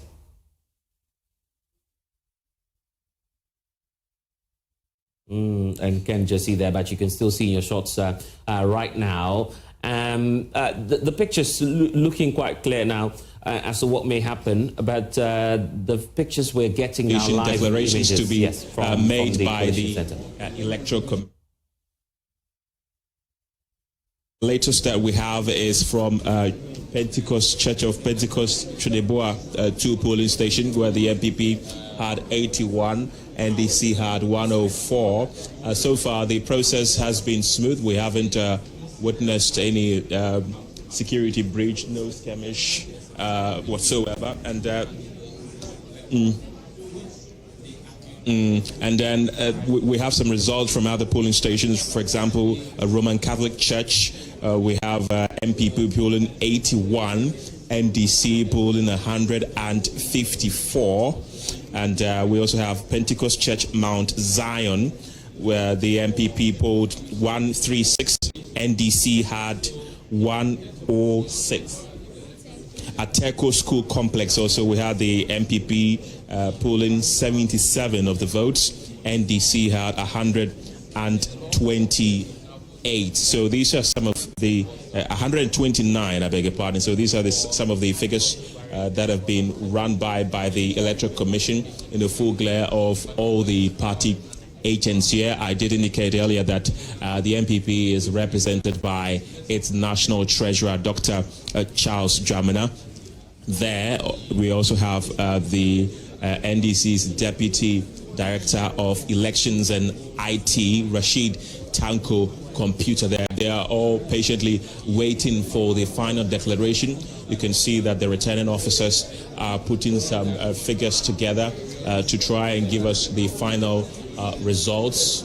So that's what we are all waiting for now. But a few polling stations have been declared to the public and to the party agents. There's not been any contention whatsoever. Nobody has contested any figure that has been mentioned by the Electoral Commission's returning officers. In the previous collations that happened here, we saw a series of fierce challenges from both sides that they were not going to accept the results coming through, being declared by the returning officers. But so far, we've not heard any opposition whatsoever from either of the parties with the results that have been declared so far by the returning officers of the Electoral Commission. So we are all patiently waiting to hear from them what they will say. They've not officially declared who has won that particular constituency yet, but from time to time they keep projecting the figures that they have. It keeps changing. You see momentarily one candidate leads, the other, comes to lead as well. So it looks like it's a bit of a close contest, but the returning officers are the ones that could tell us who has won and who has not. So as it stands now, it's a very calm atmosphere. All the police, men and women, guarding the place safely. No skirmishes experienced whatsoever. We're trying to get the EC officials to tell us more about how the process have been so far. Earlier, I engaged the MPP agent, who is in the person of Dr. Charles Dramina, who is also the national treasurer of the party. He said that he was confident that the party was going to emerge victorious. I questioned him why he was here, because the party had officially boycotted it, and he told me that he is here because they believe this is a democratic exercise that they want to be a part of, and that is why they've showed up and confident of victory. And he's the one you're seeing in your shot now, looking at the figures that are being presented to him on the pink sheet. And Rashid Tanko Computer is stretching his neck to also have a look at what is happening there right now. They are all trying to verify the figures that are coming through. So that is the situation here at the Regional Coalition Center, which has witnessed a series of stalled coalition from this particular constituency. And hopefully today's coalition will be the last for this constituency in this particular elections. So what we do right now is just wait patiently to hear what the returning officers of the Electoral Commission are going to tell us at the end of the day. And my colleague Kenneth JC there giving us the very latest, and you can just see Rashid Computer's lenses is putting back the glasses, telling you that he's waiting patiently to see what the real figures would be. You don't want to joke with the figures, not even a single vote at this moment. We're keeping our tabs there, bringing in the very latest from the Coalition Centre of the Electoral Commission in the Greater Accra region, where the final results are trickling in for the Ablekuma North election rerun. We on our side have concluded that exercise with the provisional results that we have, and what a way it is turning out for Ewurabena Aubynn, Isaac. Interesting out there. And in fact, the last polling station that we were all waiting for is the Pentecost Church Chineboa, and that just came in, and you can see it already on your screens. In terms of the turnout, also recording a very low turnout, somewhere around 47%. Currently, if you add all the 19, we are talking about 44.7% turnout. Very low, below 50%. But with the final, polling station that came in, you have the NDC candidates winning that polling station with 104 votes as against the NPP's 81. So let me go to my summary. So 19 polling stations for rerun. Currently, per our provisional results and data we are getting from our repository, NDC wins 13, NPP gains 6. So Ewurabena Aubynn, we are projecting, has won the election provisionally with a difference of 282, holding all other factors constant. And this is your election headquarters. News just coming in from our data desk is that Ewurabena Aubynn is in that comfortable lead, if we may use that word, to become the next Member of Parliament for Ablekuma North after a rerun of 19 outstanding polling stations by the Electoral Commission. The New Patriotic Party says it is set to challenge that decision, but until then, we will, of course, be presumptive about the results now and to say that Ewurabena Aubynn is sailing through to Parliament with 50% plus of the votes, 50.12, correct, Isaac? Yeah, in terms of 2-1 actually of the votes. So that's the latest we have coming through. All of this would have to be certified by the Electoral Commission. The last time this process was happening in the Ablekuma North area, some ballot papers were burnt, and a lot happened, and that's why everyone is waiting with bated breath to see if the coalition process will be complete. Let's cross you over now to the Coalition Centre. A lot of action happening there. Let's listen in. Vote cast is 68,328. Total valid vote 68,917.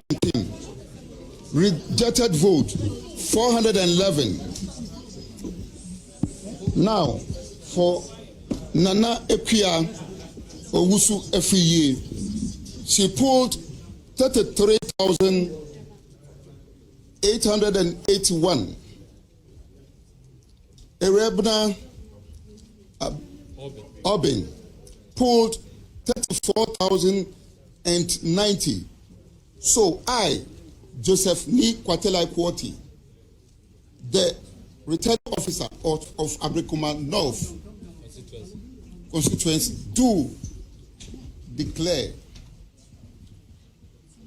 Ewurabena Aubynn, the NDC candidate, as the MP elect for Ablekuma North constituency.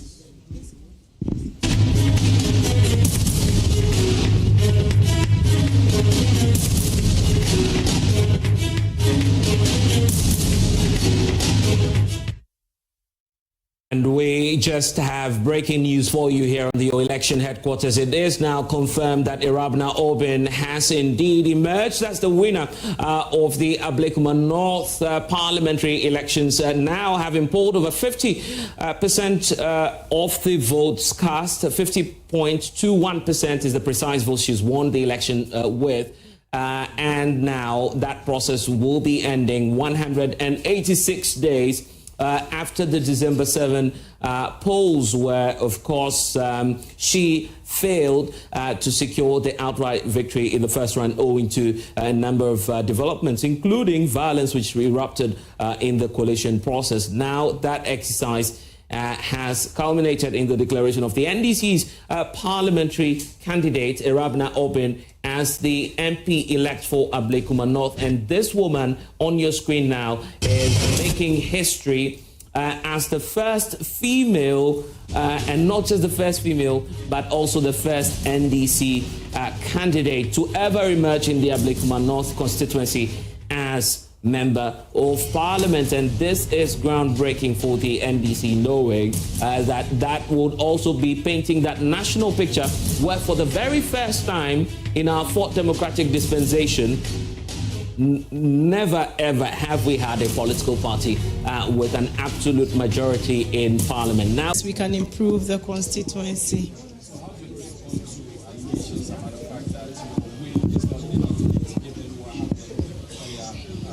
What happened earlier? You may have to educate me. Where did that happen? I may not be aware, so you may need to bring me to speed. There are videos of the former fisheries minister, Howard Kumsin, being pushed on the ground, and other journalists being assaulted as well. Oh, really? Okay. Haven't seen any of them? No, I haven't had the time to get on social media or even watch TV because I've been busy running around the polling station. So maybe but I believe these are security issues and can be looked into. And then if there are any people to be brought to book, I'm sure it will be done. But the journey so far, finally, you are here.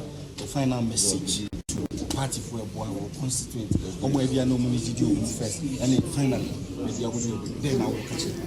Finally, I'm saying, I said, I've been managing Onuna, Omadi now, fine. Namada, Ablekuma North for so I say. Say, Omunya GDA womimu na ekwa na ye queen omujina mechi. Namada party penny for na so I say. Madam Valerie Sawyer, the party penny for regional executives, national executives, lawyer for Obi Amekasami Bubodia, Ebia Mebobi, Mejebi, the police, the media. I think the media did a great job during the recollation. Mona Modinia Mabebre Etu Bear because Sankamuni maybe our voices will not be heard and then the wrongs will not be exposed. I am so excited about the work the media did during that period. 209 difference. Now we're expecting something more, or we are winning. Oh, so a win is a win. Ablekuma North pay a change. Into change now, but no, make the most out of it. It will keep improving upon our fortunes. So, what do you pin this victory down to? Is it the goodwill for John Mahama or your hard work? Sorry. Where do you pin down this? Where do you pin down this victory to? The goodwill of John Dramani Mahama or your hard work? Well, I think they both complement each other, so it's hand in hand. The love of the people, yeah. Thank you very much. Right. So.